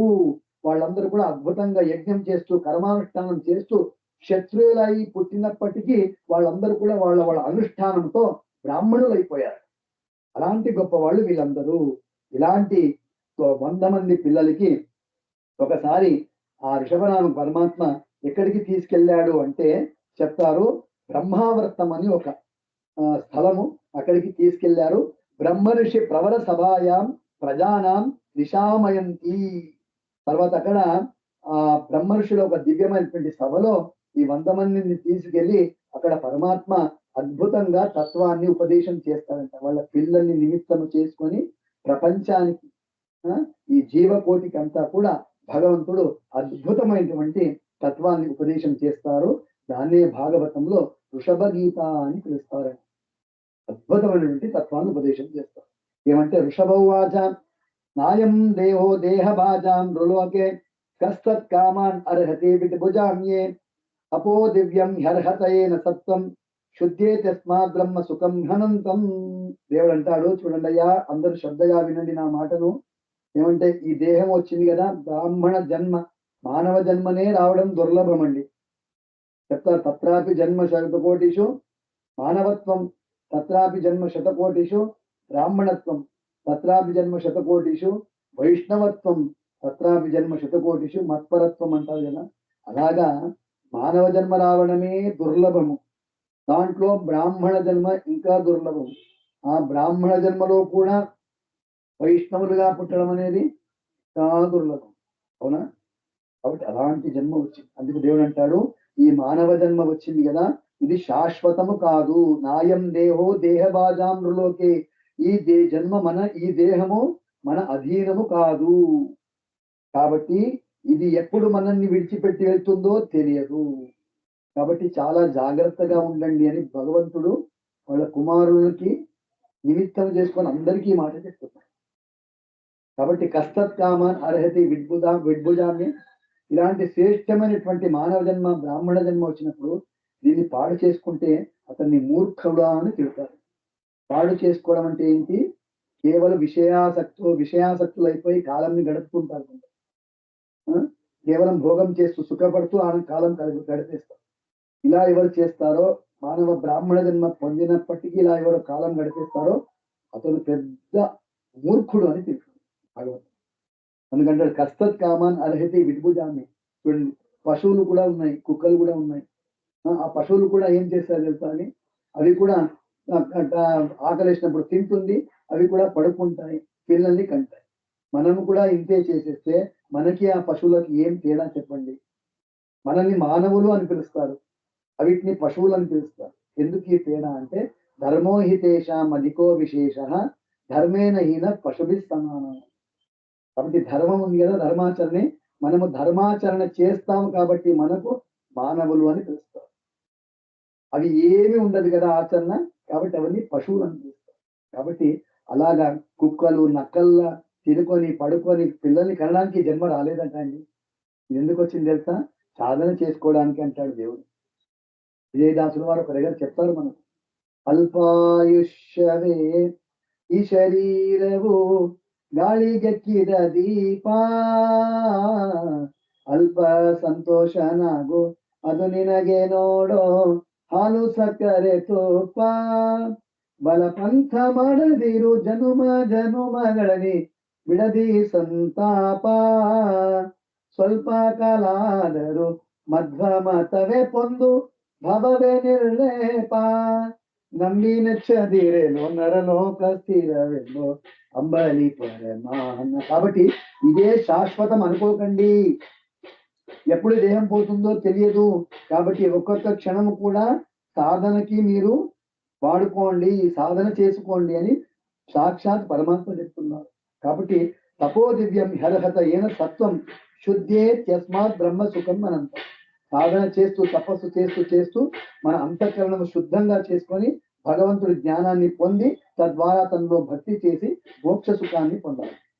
కాబట్టి తపస్సు ద్వారా ఇవంతా సాధ్యమవుతుంది. కాబట్టి తపస్సు చేయడానికి ఇది వచ్చింది, తపస్సు చేయండి ఎందుకంటారు. బ్రాహ్మణ దాంట్లో తత్రాపి బ్రాహ్మణ జన్మ ఉంది కదా, ఇది సుఖపడడానికి నేను ఇవ్వలేదంటాడు దేవుడు. బ్రాహ్మణ జన్మ వచ్చింది కష్టపడడానికి వచ్చింది. ఏకాదశి వ్రతం చేయాలి, విష్ణు పంచక వ్రతం చేయాలి, భీష్మ పంచక వ్రతం చేయాలి, తీర్థయాత్రలు చేయాలి, తల్లిదండ్రుల సేవ చేయాలి, గురువుల సేవ చేయాలి, శాస్త్ర శ్రవణం చేయాలి. ఈ చేయడానికి ఇచ్చాడు భగవంతుడు బ్రాహ్మణ జన్మ. సుఖపడడానికి కాదు, వేరే వాళ్ళకి సుఖపడడానికి. బ్రాహ్మణుడికి మాత్రం కష్టపడడానికి ఇచ్చాడు. ఇది చాలా జాగ్రత్తగా అందరూ తెలుసుకోవాలి అంటారు. కాబట్టి ఇంకేమి చేయాలి? భగవంతుడు అంటాడు, మహత్సేవాం ద్వారమాహుర్ విముక్తే యోషితాం తమోద్వారం యోషితాం సంగి సంగం అంటారు. మహత్సేవాం ద్వారమాహుర్ విముక్తే, మోక్షానికి దారి ఏది తెలుసా? మహత్సేవాం, జ్ఞానుల సేవ. ఎవరు జ్ఞానులు అంటే ఇంకా విన్నాం మనం తృతీయ స్కందంలో, తితిక్ష కారణిక సూర్ధ సర్వదేహినాం అజాత శత్రువశాంత అని చెప్పాడు కపిలనామ పరమాత్మ. అలాంటి జ్ఞానులను ఎవరుంటారో వాళ్ళ సేవను చేస్తే అది మోక్షానికి దారి అవుతుంది. తర్వాత తమోద్వారం యోషితాం సంగి సంగం. ఇంకా అజ్ఞానుల సహవాసం చేశారనుకోండి, అది తమస్సుకి భారీ అవుతుంది, తమస్సుకి అది మార్గం అవుతుంది అని చెప్తారు. కాబట్టి మనం ఏం చేయాలి?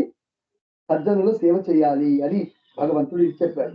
తర్వాత ఇంకేం చేయాలంటే హరో గురౌమై భక్త్యానువృత్య వితృష్ణయా ద్వంద్వ తితిక్షయా గురు నాలో భక్తి చేయండి అంటాడు భగవంతుడు. శ్రీహరి ఋషభనాయ పరమాత్మ అంటాడు, నాలో భక్తిని చేయండి, అలాగే గురువుల్లో కూడా భక్తి చేయండి. ఎందుకంటే గురువులో కూడా నేను ఉన్నానని అనుసంధానం చేసి ఆ గురువుల్లో కూడా మీరు విశేష భక్తిని చెయ్యాలి. చాలా గొప్పదండి గురువు స్థానం అనేది. అందుకు భగవంతుడు గురువులు, మనకు హరివాయుడు ఇద్దరు గురువులు కదా. వాయుదేవుడు గురువు మనకు, భగవంతుడు సాక్షాత్తు స్వామి. కాబట్టి భగవంతుడి స్థానం ఏది తెలుసా అండి? తండ్రి స్థానం అంట భగవంతుడి. గురువులది తల్లి స్థానం అంట. కాబట్టి తండ్రి చూడండి ఏం చేస్తారు తెలుసా? పిల్లవాడిని ఎత్తుకుంటారు, ఆడిస్తుంటాడు. ఆ శిశువు ఏమైనా మలమూత్రం ఏమైనా విసర్జన చేసిందనుకోండి, చిచ్చి తీసుకోవే అని చెప్పి తల్లికి ఇచ్చేస్తారు. కానీ తల్లి అసహించుకుంటుందా? లేదు. తల్లి ఏం చేస్తుంది తెలుసా? అన్ని ఇప్పేసి మనంతా కడిగేసి మళ్ళీ పౌడర్ గిౌడర్ పెట్టేసి మంచిగా కొత్త బట్టలు వేసేస్తే తండ్రి ఏం చేస్తారు సార్? నాకు ఇచ్చే మళ్ళీ ఎత్తుకుంటారు. అలాగా దేవుడు మనకు తండ్రి, గురువులు తల్లి. అయితే దేవుడు మనల్ని అందరి దూరం పెట్టేశాడండి. ఎందుకు తెలుసా? మనలో కూడా అసహ్యమైనటువంటి ఉంది. దేవుడు కామ క్రోధ లోభ మోహ మదమాత్సరాలు ఉన్నాయి కదా, ఇవన్నీ ఉండడం వల్ల మనం అపవిత్రంగా ఉన్నామట. ఇలాగ శిశువు అపవిత్రం అయితే దేవుడు దూరం పంపించేస్తాడు. అలాగే మనలో కూడా ఇవన్నీ కామ క్రోధ లోభ మోహ ఇవన్నీ ఉన్నాయి కదా, అందుకే దేవుడు ఏం చేశాడు అసలు మనం దూరంలో పెట్టాడు. కానీ తల్లి దూరం పెట్టారు కదా, అలాగే మనం ఏం చేయాలంటే గురువుల దగ్గరికి వెళ్ళాలి. తల్లి స్థానంలో ఉన్నట్టు గురువుల దగ్గరికి వెళ్ళాలి. అయితే గురువులు ఏం చేస్తారు తెలుసా? మనకి మంచి తత్వజ్ఞానాన్ని ఉపదేశం చేసి మనలో ఉన్నటువంటి ఆ మలం ఏమైతే ఉందో కామక్రోధాది లోభ మలం అవన్నీ పరిహారం చేసి మనల్ని పవిత్రాత్ములుగా చేస్తాడట. అప్పుడు దేవుడు అంటాడు, వీడు నాకు ఇచ్చేసే వీడిని అంటాడట. అప్పుడు దగ్గర తీసుకుంటాడు. కాబట్టి అది గురువుల స్థానం. అందుకే గురువుల్లో భక్తి చేయాలి, దేవుడిలో కూడా మనం భక్తి చేయాలి. దాన్ని ఋషభనాథ పరమాత్మ చెప్తారు. తర్వాత అంటాడు సర్వత్ర మద్భావ విచక్షణేన జ్ఞాన విజ్ఞాన విరాజితేన. తర్వాత సర్వత్రము నేనున్నానని జ్ఞానం చేసుకోండి. సర్వత్రము నేనున్నాను అనురేణ తృణకాష్ట పరిపూర్ణ గోవింద సునీచైవ స్వపాకేత పండిత సమదర్శన అంటారు కదా. భగవంతుడు లేని స్థలం లేదండి ఈ ప్రపంచం, అన్నిట్లో భగవంతుడు ఉన్నారు. ఇలా ఆ అనుసంధానంతో ప్రతి ఒక్క వస్తువును కూడా మీరు అలా చూడాలి, ప్రతి ఒక్కరిని అలాగ చూడండి. తర్వాత అంటాడు భగవంతుడు, గురుర్న సస్యాత్ స్వజనోన సస్యాత్ పితాన సస్యాత్ జననీన సాస్యాత్ దైవం న తత్స్యాత్ నపతశ్చ సస్యాత్ నమోచయజ సముపేత ముత్యం. కాబట్టి ఎవరు గురువులు నిజంగా అంటే ఎవరు మోక్ష మార్గాన్ని చూపిస్తారో, మోక్ష మార్గాన్ని ఎవరు మనకు ఉపదేశిస్తారో వాళ్ళు నిజంగా గురువులట. మోక్ష మార్గాన్ని మనకి చూయించకుంటే, మనల్ని అజ్ఞానం మనకి విపరీతంగా ఏమైనా బోధన చేస్తే వాళ్ళు గురువులే కాదు.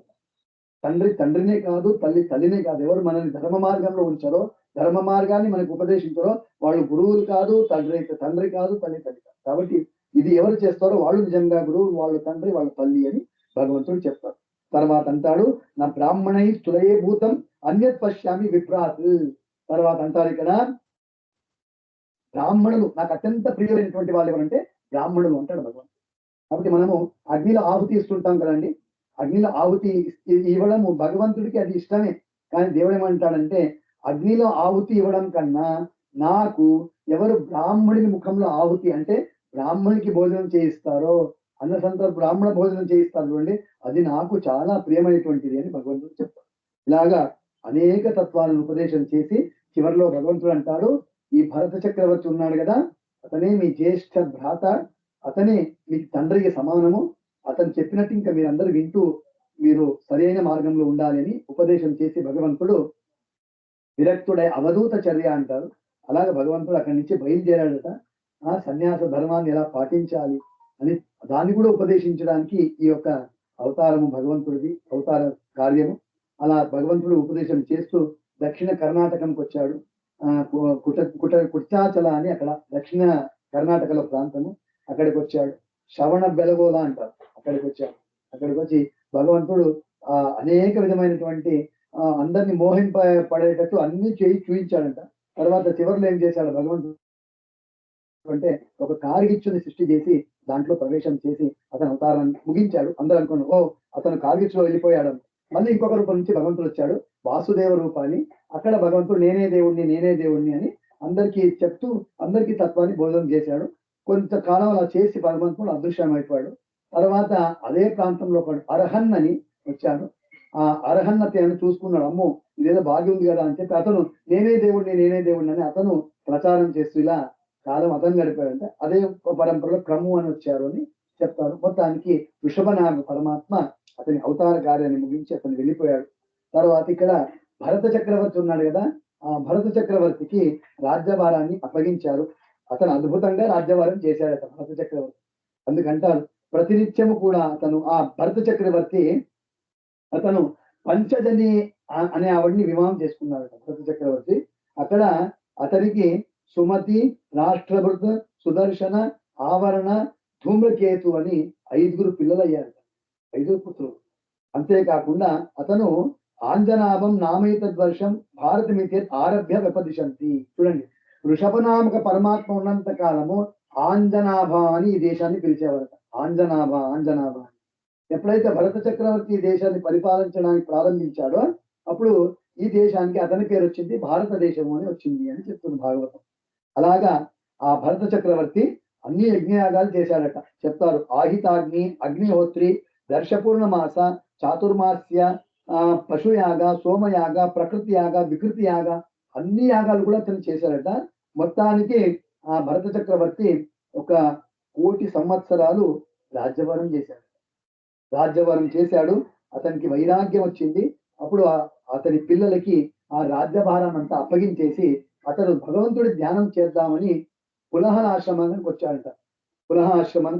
ఎక్కడ అది అంటే గండకీ నది తీరాన వచ్చాడు.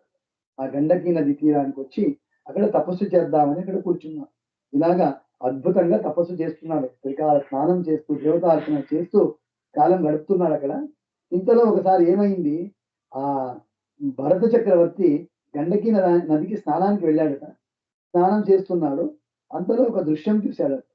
ఏమంటే ఒక జింక, అది గర్భవతి జింక, నిండు గర్భవతి. అదేమైందంటే ఒక పులి దానికి వెనుకపడింది. ఆ పులి శబ్దం వింటే జింకకు చాలా భయం అండి. అదేం చేసింది తెలుసా, తప్పించుకోవాలి, ప్రాణాన్ని కాపాడుకోవాలని గండకీ నది ఆ ఒడ్డు నుంచి ఈ ఒడ్డుకి దుంకిందట. పై నుంచి ఎగిరింది. అక్కడ ఏమైందంటే ఆ గర్భస్రావం అయిపోయింది. ఆ గర్భంలో ఉన్నటువంటి జింక పిల్ల ఏదైతే ఉందో అది బయట నీళ్ళలో పడిపోయింది. ఈ తల్లి జింక చనిపోయింది. ఈ దృశ్యాన్ని భరత చక్రవర్తి చూశాడండి. భరతుడు చూశాడు. అతనికి జాలి వేసింది. అయ్యో పాపం పుట్టుతూనే తల్లిని పోగొట్టుకుందే ఆ జింక పిల్ల అని. అది అలాగే ప్రభావంలో కొట్టుకుంటూ ఇతని దగ్గరికి వచ్చిందట. ఇతని చేతిలో పట్టుకున్నాడు. ఇతను అనుకున్నాడు, అయ్యో దీనికి ఎవరు లేదు, పుట్టుతూనే అనాథ అయిపోయింది ఇది. కాబట్టి ఈ జింక పిల్లని నేనే రక్షించాలి, యోగక్షేమం నేనే చూసుకోవాలి అని అనిపించిందట. తీసుకొని ఆశ్రమానికి వచ్చేసాడు. ఆశ్రమంలో కట్టి 24 గంటలు నిదానంగా దానిపైన మమకారము, అభిమానము పెరుగుతూ పోయిందట. ప్రతినిత్యము కూడా దాన్ని బయట కట్టి దేవుడి పూజ చేస్తూ కూర్చునేవాడట. ఆ దేవుడి పూజ చేస్తూ మధ్యలో అది గుర్తుకొచ్చేదట. అయ్యో జింక పిల్ల ఎలా ఉందో ఏమో అని బయటికి వచ్చి చూడాలి. మళ్ళీ బాగానే ఉంది అని మళ్ళీ వెళ్ళి కూర్చోవాలి. మళ్ళీ కొద్దిసేపు అయ్యాక మళ్ళీ వచ్చింది, మళ్ళీ చూసి మళ్ళీ వెళ్ళి కూర్చోవాలి. ఇలా చేసేవాట. నిదానంగా ఏమైందంటే ప్రారంభంలో 1000 గాయత్రి చేసేవాడు.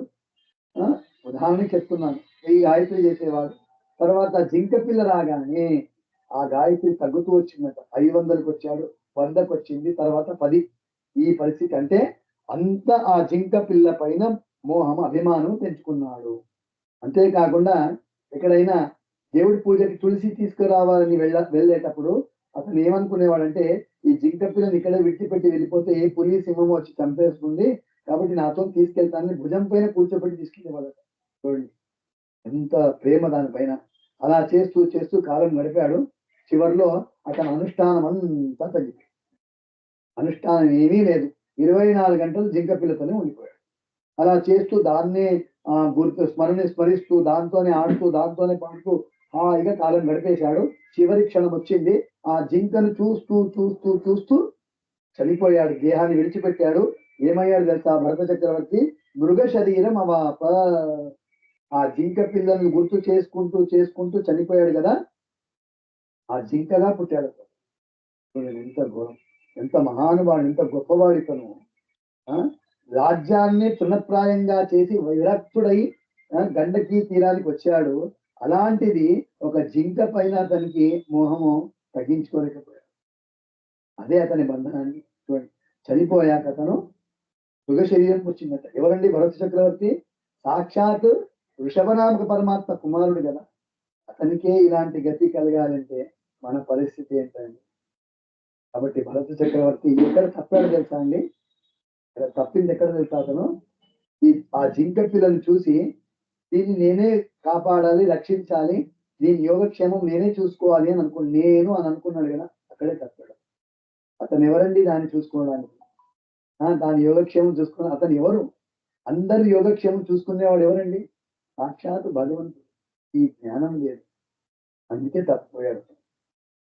అందుకే పురంధరదాసులు వారు అంటారు, ఆవనావన కాయ్వా ಅವನಿಯೊಳಗೆ ಅವನಾಧಾರ ಅಡವಿಯೊಳಗಿಪ್ಪ ಮೃಗಗಳಿಗೆ ಅವ ಪೋಷಕನು ಪಶು ಜಾತಿಗಳಿಗೆ ಅವರ ರಕ್ಷಕನು ಗರ್ಭದಲ್ಲಿಪ್ಪ ಶಿಶುವಿಗೆ ದೇವ ಶ್ರೀ ಪುರಂದರ ವಿಠಲನಲ್ಲದ ಅವನಾವನ ಕಾಯ್ವ అవనియొಳಗೆ అంటారు. అందరినీ కాపాడే దేవుడే. పురంధరదాసు వారు అంటారు, ఆ అరణ్యంలో అడవిలో పులి సింహాలు ఉంటాయి కదా, దానికి ఆహారం ఇచ్చేది ఎవరండి? దేవుడే ఇస్తాడు ఆహారం. అంతేకాదు గర్భంలో శిశువు పెరుగుతుంది కదండి, ఆ గర్భంలో ఉన్నప్పుడు ఏదో తల్లి ఆహారం తీసుకుంటుంది, కానీ పిల్లవాడికి ఆహారం ఎలా అంటే దాన్నే పిల్లవాడికి ఆహారంగా మార్చి ఇస్తాడంట. అది చేసేది ఎవరు? దేవుడే. ఇంత భగవంతుడు ఆలోచిస్తాడండి, ఎవరిని విడిచిపెట్టాడు. భగవంతుడు అందరి యోగక్షేమాన్ని, అంతేకాదు ఆ గర్భంలో ఉన్న శిశువు పుట్టాక ఆహారం కావాలి కదా, దీన్ని కూడా ఆలోచిస్తాడట. అందుకే దేవుడు ఏం చేస్తాడు తెలుసా? ఆ తల్లి స్తనాల్లో పాలు నింపుతాడట, ఆ పిల్లవాడికి ఆహారం కావాలని. ఇంత ఆలోచిస్తాడండి అందరి గురించి దేవుడు. కాబట్టి అందరి యోగక్షేమం చూసుకునేది దేవుడు. కానీ మనకు అజ్ఞానం ఏంటంటే నేనే అందరినీ చూసుకుంటున్నాను, నేను లేనంటే నా భార్య పిల్లలకి చాలా కష్టము, ఎవరు వాళ్ళకి అనాథులు అయిపోతారు అనుకుంటారా? తప్పు. అందరినీ దేవుడే చూసుకున్నాడు. అందరూ అనాథులమే మనం ఇక్కడ. కాబట్టి అందరికి నాథుడు స్వామి. కాబట్టి అందరినీ అతనే చూసుకుంటాడు. కృష్ణ పరమాత్మ ప్రతిరోజు కూడా ఇంటి నుంచి వెళ్ళేవాడట. ఉదయం అయితే ఇంటి నుంచి బయలుదేరేవాడట. రుక్మిణి అడిగింది, స్వామి రోజు వెళ్తావు కదా, ఎక్కడికి వెళ్తావు అని. దేవుడు ఏమన్నాడు తెలుసా? అనంత జీవరాశులు ఉన్నారు కదా, వాళ్ళకి ఆహారం ఇవ్వడానికి వెళ్తాను అన్నాడు. స్వామి అందరికి ఇస్తావా? ఓ అందరికి, ఎవరిని విడిచిపెట్టాడు. సరే అని ఆ రోజు వెళ్ళాడు. ఈ రుక్మిణి ఏం చేసింది తెలుసా? ఒక చీమ తీసుకొని ఒక సంపుష్టంలో పెట్టెలో పెట్టి దాన్ని మూసేసింది. ఆ రోజు కృష్ణుడు అన్ని చోట్ల వెళ్ళి అందరికి ఆహారం ఇచ్చి సాయంకాలం అనేది తిరిగి వచ్చాడు. సాయంత్రం రుక్మిణి అడిగింది, స్వామి అందరికి ఇచ్చావా? అందరికి గుర్తు చేసుకొచ్చాను, ఒకదానికి ఇవ్వలేదు స్వామి. అలా తప్పలేదు, అందరికి ఇచ్చాను, చూపిస్తాను దాన్ని. ఆ సంపుష్టంలో ఆ డబ్బులు పెట్టెలు పెట్టింది కదా చీమని, ఆ పెట్టె మూత తీస్తే లోపల చీమ నోట్లో ఒక చక్కెర పలుకున్నది, చక్కటి పలుకు. కాబట్టి ఆమెకు ఆశ్చర్యం వేసిందంట. భగవంతుని ఎవరిని విడిచిపెట్టాడు. ఆయన భరత చక్రవర్తి ఏమనుకున్నాడు? ఇక్కడ నేనే చూసుకోవాలన్నాడు, తప్పిపోయాడు. జింక జన్మ వచ్చింది. ఆ జింక జన్మ వచ్చినప్పుడు అతను అనుకున్నాడు, అమ్మో పోయిన జన్మలో నేను ఒక జింక సహవాసము చేసినందుకు ఈసారి నేను జింకగా పుట్టాల్సి వచ్చింది, జింక జన్మ వచ్చేసింది, కాబట్టి ఇంక ముందు ఈ తప్పు నేను చెయ్యను అని చెప్పి అతను ఏం చేశాడు తెలుసా? నేరుగా గండకీ నది తీరానికి వచ్చాడు. అక్కడే కాలం గడిపాడు. ఆ ప్రారంభం, ఆ కర్మ, ఆ జన్మ అయిపోయింది. తర్వాత అదే భరత చక్రవర్తి జింకగా పుట్టాడు. మళ్ళీ ఇంకొక జన్మ అతనికి ఆంగిరస గోత్రంలో ఒక బ్రాహ్మణుడి వంశంలో పుట్టాడట. చెప్తారు, అత కస్యచిత్ ద్విజవరస్య ఆంగీరస ప్రవరస్య శమదమతప స్వాధ్యాయాధ్యయన త్యాగ సంతోష తితిక్ష ప్రశ్రయం విద్యా అనసూయాత్మ జ్ఞానానంద యుక్తస్య ఆత్మ సదృశ శుతశీల ఆచార రూప ఔదార్య గుణానవ సోదర్యాంగజా బభూవుః మిథునం చయవీయస్యాం భార్యాయాం యశతు తత్ర పుమాంస్తం పరమం భాగవతం తాదర్శిపురం భరతం ఉత్సృష్ట మృగ శరీరం చరమ శరీరేణ విప్రత్వం గతమాహు. ఏం అద్భుతంగా చెప్తారంటే చూడండి, గద్యాంతకు ఇది చెప్తూ ఉంటే వింటూ ఉంటే ఒక ఆనందం, చెప్తూ ఉంటూ ఆనందము, వింటూ ఉంటే కూడా ఆనందం ఇస్తుంది. అంత అద్భుతంగా పద్యాలు ఉన్నాయి పంచమ స్కందంలో. ఇక్కడ ఏం చెప్తారంటే, ఆ భరత చక్రవర్తి జింక జన్మ విడిచిపెట్టాక అతను ఆంగిరస గోత్రంలో ఒక ఉత్తమ బ్రాహ్మణుడి ఇంట్లో జన్మం పొందాడట. ఆ బ్రాహ్మణుడికి ఇద్దరు భార్యలు. మొదటి భార్యలో అతనికి ఆ బ్రాహ్మణుడికి 9 మంది పిల్లలు అయ్యారట. 9 మంది పిల్లలు పుత్రులు అయ్యారు. రెండో భార్యలో ఈ భరతుడే మళ్ళీ పుట్టాడు. అతను రెండో భార్యలో అతన్ని జడభరత అంటారు. ఇంకొక ఆడపిల్ల కూడా పుట్టిందంట. మొదటి భార్యలో 9 మంది పుత్రులు, రెండో భార్యలో జడభరత చెల్లెలు. ఇంత ఆ జన్మలో జడభరత అతనికి ఇంకా సంస్కారం వెనుక జన్మది గుర్తుకుంది, స్మరణ ఉంది. కాబట్టి ఈ జన్మలో కూడా నేను ఎవరి సహవాసము చెయ్యను అని చెప్పి ఎవరితోని మాటలు లేదు, ఎవరితోని ఏమి లేవండి. అలాగే ఉత్తిగా మౌనంగా కూర్చొని దేవుడు ధ్యానం చేస్తూ కూర్చునేవాడు. అందుకంటాడు ఉన్మత్త జడ బధిర రూపేణ దర్శయామాస లోకస్య. చూసేవాళ్ళు అనుకున్నారట ఇతను మాట్లాడాడు కదా, ఇతను మూగవాడేమో అనుకున్నారట, చెవిటివాడు అనుకున్నారట. ఎవరు చెప్పినా వినేవాడు కాదు. అలాగా ఉండిపోయాడట. ఆ 9 మంది అన్నలు ఉన్నారు కదా, వాళ్ళందరూ కూడా భ్రాతలు ఉన్నారు కదా, వాళ్ళందరూ కూడా అనుకున్నారు, ఓ ఇతను పిచ్చివాడు, ఇతను ఏమి పనికిరాడు, ఇతను మన దగ్గర రావడమే వద్దని దూరం పెట్టేశాడు. జడభక్తుడికి కూడా అదే కావాలి, ఎవరు నా దగ్గరికి రాకండి, అక్కడే ఉండిపోయాడు. అతనికి అందరూ కూడా ఒక పని అప్పగించారట. ఏమంటే పొలంలో అక్కడ కాస్తూ కూర్చోవాలి, కాపలా కాస్తూ కూర్చోవాలి అక్కడ. ఆ పని ఇచ్చారు. ఒకసారి ఇలాగే పొలంలో కూర్చున్నాడు. ఒక శూద్ర రాజు వచ్చాడట. ఆ శూద్ర రాజుకి సంతానమే లేదు. ఎవరో చెప్పారు, మంచి నరబలి ఇచ్చేస్తే సంతానం అవుతుంది అని చెప్పారు. సరే ఎవరబ్బా అని వెతుకుతూ వచ్చాడు. వెతుకుతూ వస్తే ఈ జడభరతుడే కనపడ్డాడట. జడభరతుడు అన్నాడు, అమ్మో ఇతను బాగానే ఉన్నాడు, ఇతను చూడడానికి బాగుగా ఉన్నాడు, గుండ్రంగా ఉన్నాడు, ఇతన్ని బలి ఇచ్చేస్తే మంచి సంతానం కలుగుతుందని అతన్ని లాక్కెళ్ళారండి, అతన్ని పట్టుకెళ్ళారు.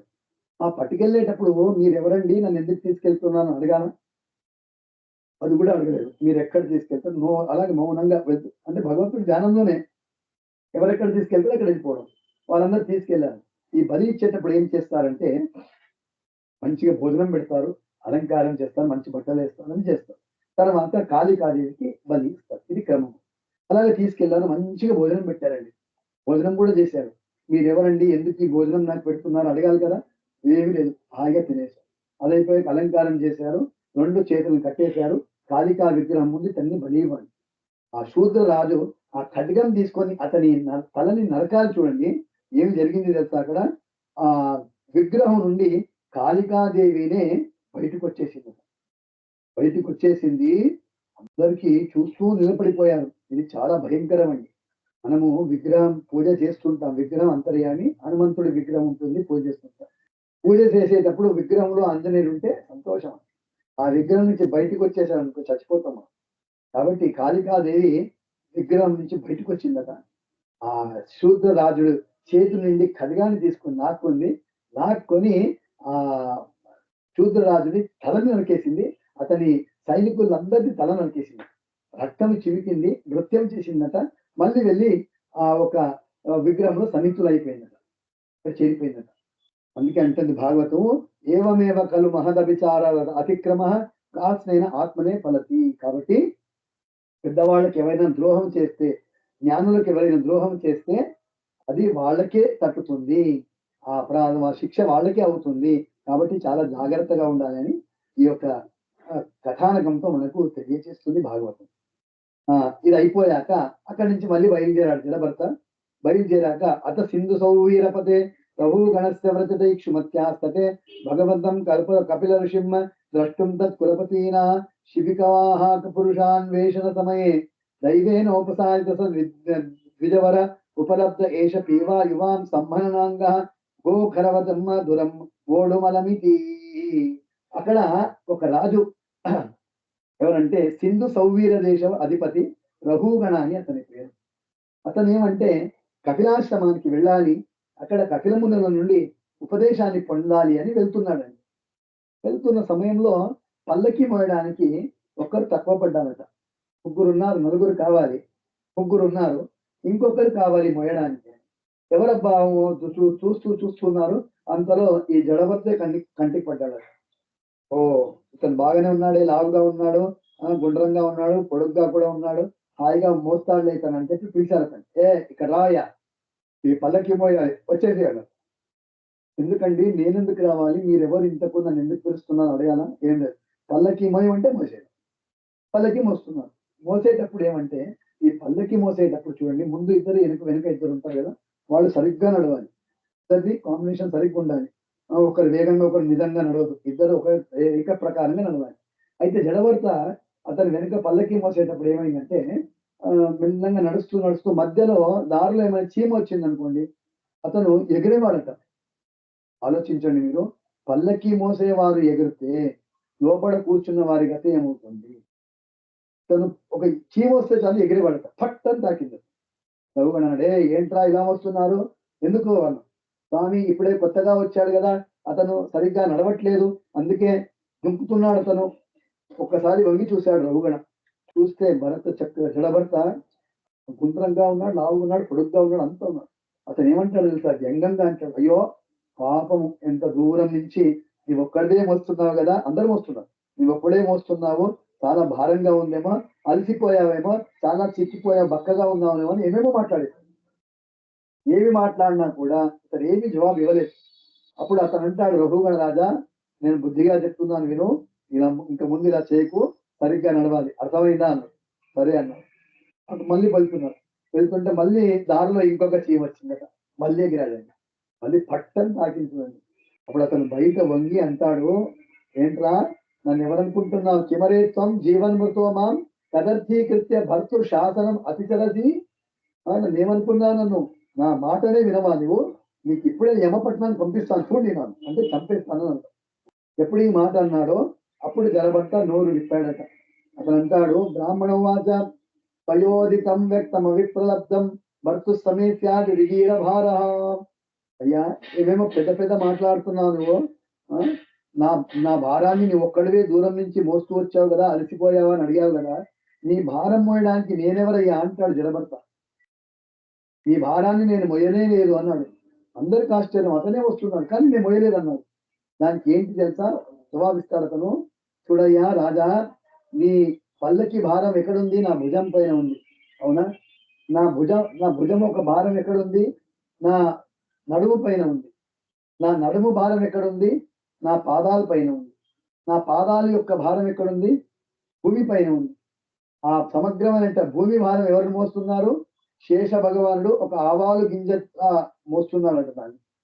అలాంటి బ్రహ్మాండము తర్వాత శేష భగవానుడిని ఎవరు మోస్తున్నారు? సాక్షాత్ వాయుకూర్మ. ఆ ముగ్గురిని బ్రహ్మాండము, శేష, వాయుకూర్మని భగవంతుడు కూర్మ రూపంతో మోస్తున్నాడయ్యా. కాబట్టి నీవు కూర్చోడానికి నీవు స్వతంత్రుడివి కాదు. మోయడానికి నేను స్వతంత్రుడిని కాదు. కాబట్టి నీ భారాన్ని, నా భారాన్ని, సమగ్ర భారాన్ని కూడా మోసేవాడు ఎవరు తెలుసా? ఆ భగవంతుడు. అద్భుతంగా చెప్పేశాడండి. ఈ మాట వింటూ ఆ రఘుగణ రాజుకి ఆశ్చర్యపోయాడు. ఇంకా అంటాడు జడభర్త, నువ్వు చాలా చిక్కిపోయావు, చాలా సన్నగా ఉన్నావు అన్నావు కదా! ఈ చిక్కిపోవడము, లావుగవ్వడము, నల్లగా ఉండడము, తెల్లగా ఉండడము ఇది జీవుడి ధర్మము కాదు. ఇది దేహం ధర్మము. కాబట్టి నీవు అలా తిడుతున్నావు కదా! అది నా దేహానికి నాకి కాదు. ఎంత తిడతావో తిట్టుకో అన్నాడు. ఆ మాట విన్న వెంటనే ఏం చేశాడు తెలుసా రఘుగణ రాజా? ఆ పల్లకి నుండి బయటికి దుంకి ఆ జడభర్తుడి కాలు పట్టుకొని అతనికి అంటున్నాడు, స్వామి కస్తం నిగూఢ చరసి ద్విజానాం బిభర్షి సూత్రం కథమో అవధూత. ఎవరండి మీరు? చూడడానికి మహా జ్ఞానుల్లా ఉన్నారు.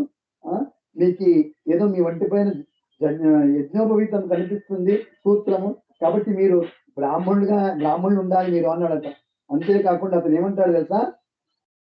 నాహం విశంకే సురరాజ వజ్రాత్ నత్యక్షశూలం నయమస్య దండాత్ నాజ్ఞర్క సోమ నిలవిత్త పాస్త్రాత్ శంకే వృషం బ్రహ్మ కులావమానాత్. ఆ రఘుగణ రాజా అంటాడు, నాకు ఎవ్వరంటే భయం లేదండి.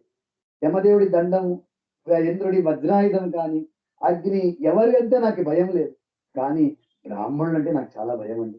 మీరు గొప్ప జ్ఞానుల్లా ఉన్నారు కదా! మీకు అవమానం చేశాను. కాబట్టి నన్ను క్షమించండి నేను. అప్పుడు అతను అంటాడు, జలభర్త కాదయ్యా, పెద్ద పెద్ద మాటలాడావు కదా! నిన్ను చంపేస్తాను, నేను అది చేస్తానని. నీవెంత వాడివయ్యా నువ్వు. పెద్ద పెద్ద దేవుడిని ఏదో మహాజ్ఞానిలా మాట్లాడావు. దేవుడిని సరిగ్గా తెలుసుకున్నావా? ఏమనాలి దేవుడు? ఏమని తెలుసుకున్నావు దేవుడిని?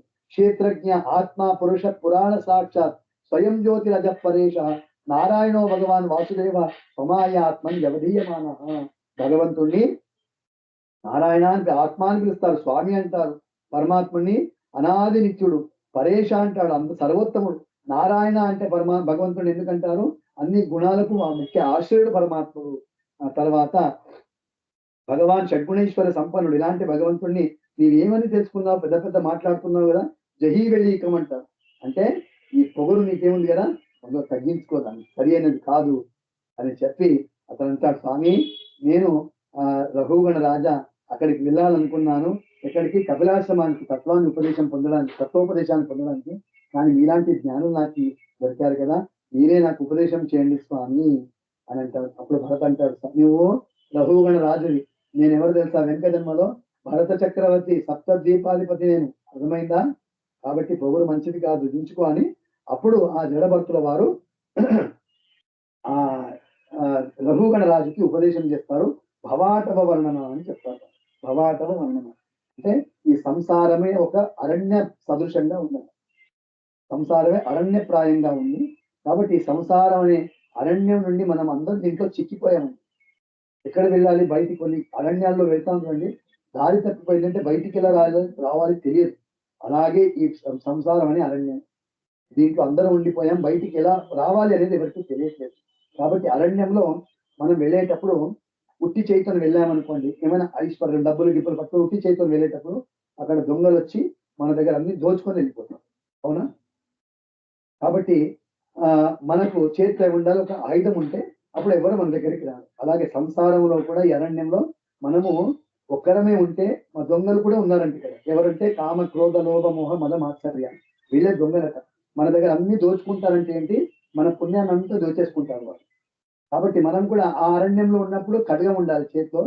దొంగల నుంచి మనం రక్షింపబడాలంటే. అలాగా ఈ సంసారం అనే అరణ్యంలో మన చేతిలో ఒక ఖడ్గం ఉండాలి. అది ఏ ఖడ్గం అంటే జ్ఞానం అనే ఖడ్గం ఉండాలి. జ్ఞానం అనే ఖడ్గం మన చేతిలో ఉందంటే అప్పుడు ఈ అరిషడ్వైరులు మనకు ఏమి బాధని కలిగించరు. ఈ సంసారం అనే అరణ్యం నుండి మనం బయటపడడానికి సాధ్యమవుతుంది. కాబట్టి ఇలాంటి అద్భుత తత్వాన్ని ఉపదేశం చేశారు. అప్పుడు అంటారు, రాజోవాచ అహో నృజన్మ కిల జన్మ శోభనం కిం జన్మ బిస్వపురైరప్యముష్మిన్న నయదృషికేశ యశక్తాత్మనం మహాత్మనం ప్రచుర సమాగమ. స్వామి ఎంత శ్రేష్టమండి మానవ జన్మ. చూడండి, ఒక క్షణము ఇలాంటి జ్ఞానుల సంఘం అయింది, నాకు సహవాసం అయ్యింది. ఎంత దివ్యమైనటువంటి తత్వాన్ని ఉపదేశం చేశారు. ఈ మానవ జన్మనే శ్రేష్టమైనటువంటిది అని చెప్పి అక్కడే ఉండి తర్వాత ఆ రఘుగణ రాజా ఆ జడభర్తుల ద్వారా తత్వానుపదేశం పొందాడు అని వివరాలు చెప్తూ తర్వాత భూగోళము, ఖగోళము, అంతరిక్షము ఇవన్నీ కూడా అద్భుతంగా వివరంగా చెప్తారు. బ్రహ్మాండము ఎలా ఉంది అంటే అద్భుతంగా ఒక సంపుటాకారంలో ఉందంట బ్రహ్మాండం. ఒక మోసంబి పండు ఉంటుంది కదా, సంత్రా పండు, ఆ సంత్రా పండు ఆకారంలో బ్రహ్మాండం ఉందంట. దాని లోపల ఎంత స్థలం ఉందంటే 50 కోటి యోజన స్థలం ఉందట. ఆ 50 కోటి యోజన ఏముందో దానికి మధ్య భాగమే భూలోకము.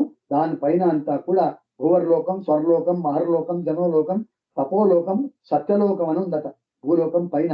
తర్వాత కింద అన్ని కూడా అతల, వితల, సుతల, తలాతల, రసాతల, పాతాల అని చెప్పి ఈ 7 లోకాలు కింద, మధ్యదే భూలోకము అని చెప్తారు. ఈ భూలోకంలో కూడా సప్త ద్వీపాలు ఇవన్నీ కూడా సప్త సాగరాలన్నీ కూడా ఉన్నాయి అని దీని గురించి కూడా వివరంగా చెప్తూ ఇలాంటి అద్భుతమైనటువంటిది భగవంతుడి సృష్టి అని ఆ భూలోకము బ్రహ్మాండ వర్ణన కూడా చేస్తారు.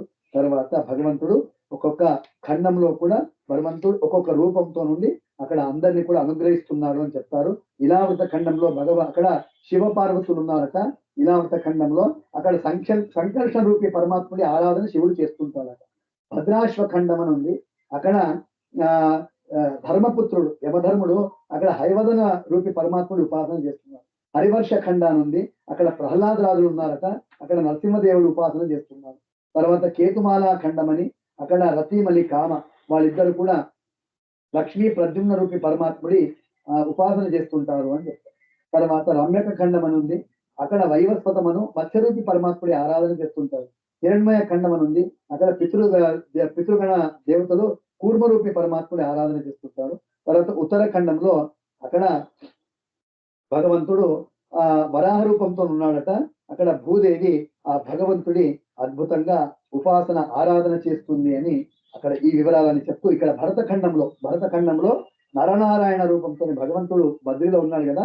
ఇప్పుడు కూడా అక్కడ తం భగవాన్ నారదులు వారు ఆ భగవంతుడిని ఆరాధన చేస్తున్నారు అని చెప్పి, ఇలాగా ఆ 9 ఖండాల్లో భగవంతుడు ఏ రూపాంతో ఉన్నాడు, అక్కడ ఎవరెవరు భగవంతుడి ఆరాధన చేస్తున్నాడు అని కూడా వివరంగా శుకాచార్యుల వారు ఆ పరీక్షిత్ రాజుకి వివరంగా చెప్తూ, తర్వాత నరకాలు ఎన్ని నరకాలు ఉన్నాయి అంటే 84 లక్షల వెరైటీ నరకాలు ఉన్నాయట.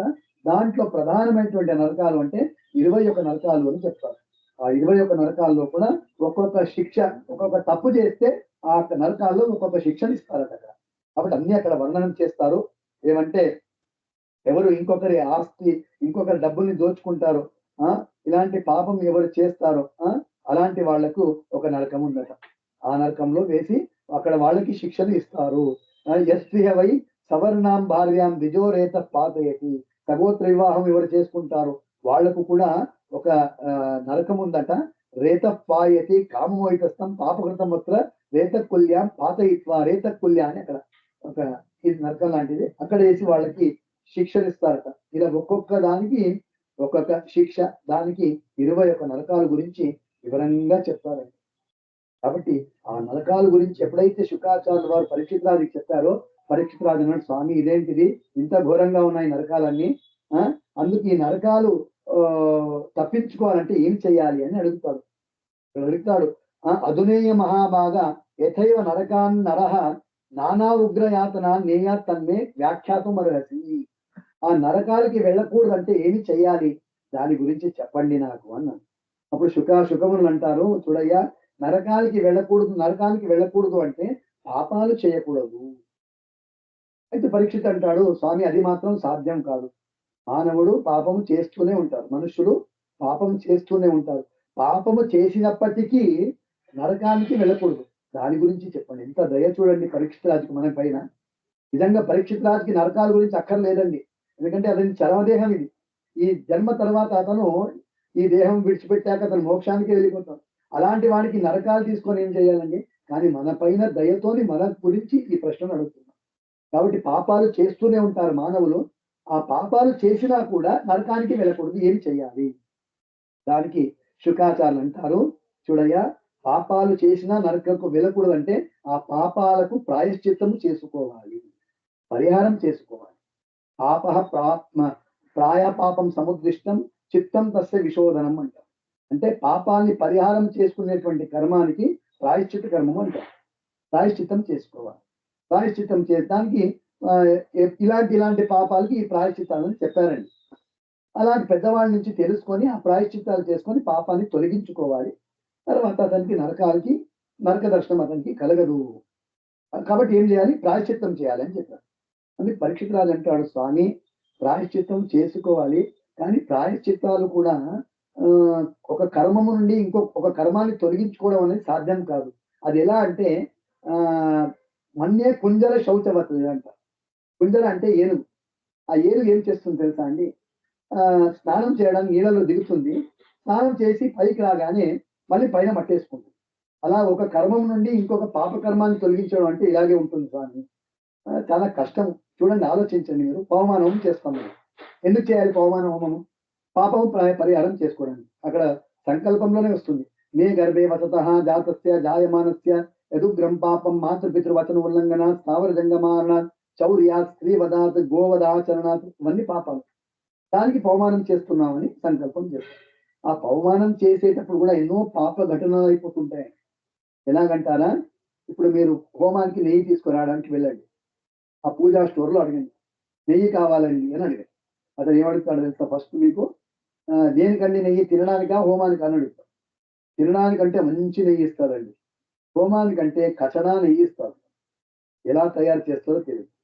అలాంటి నెయ్యి తీసుకొచ్చి మనం హోమంలో దేవతలకు అది ఆహుతి ఇచ్చేస్తే ఒక పాపాన్ని తొలగించుకోవడానికి పోయి ఇంకొక పాపాన్ని తెచ్చిపెట్టుకుంటాం.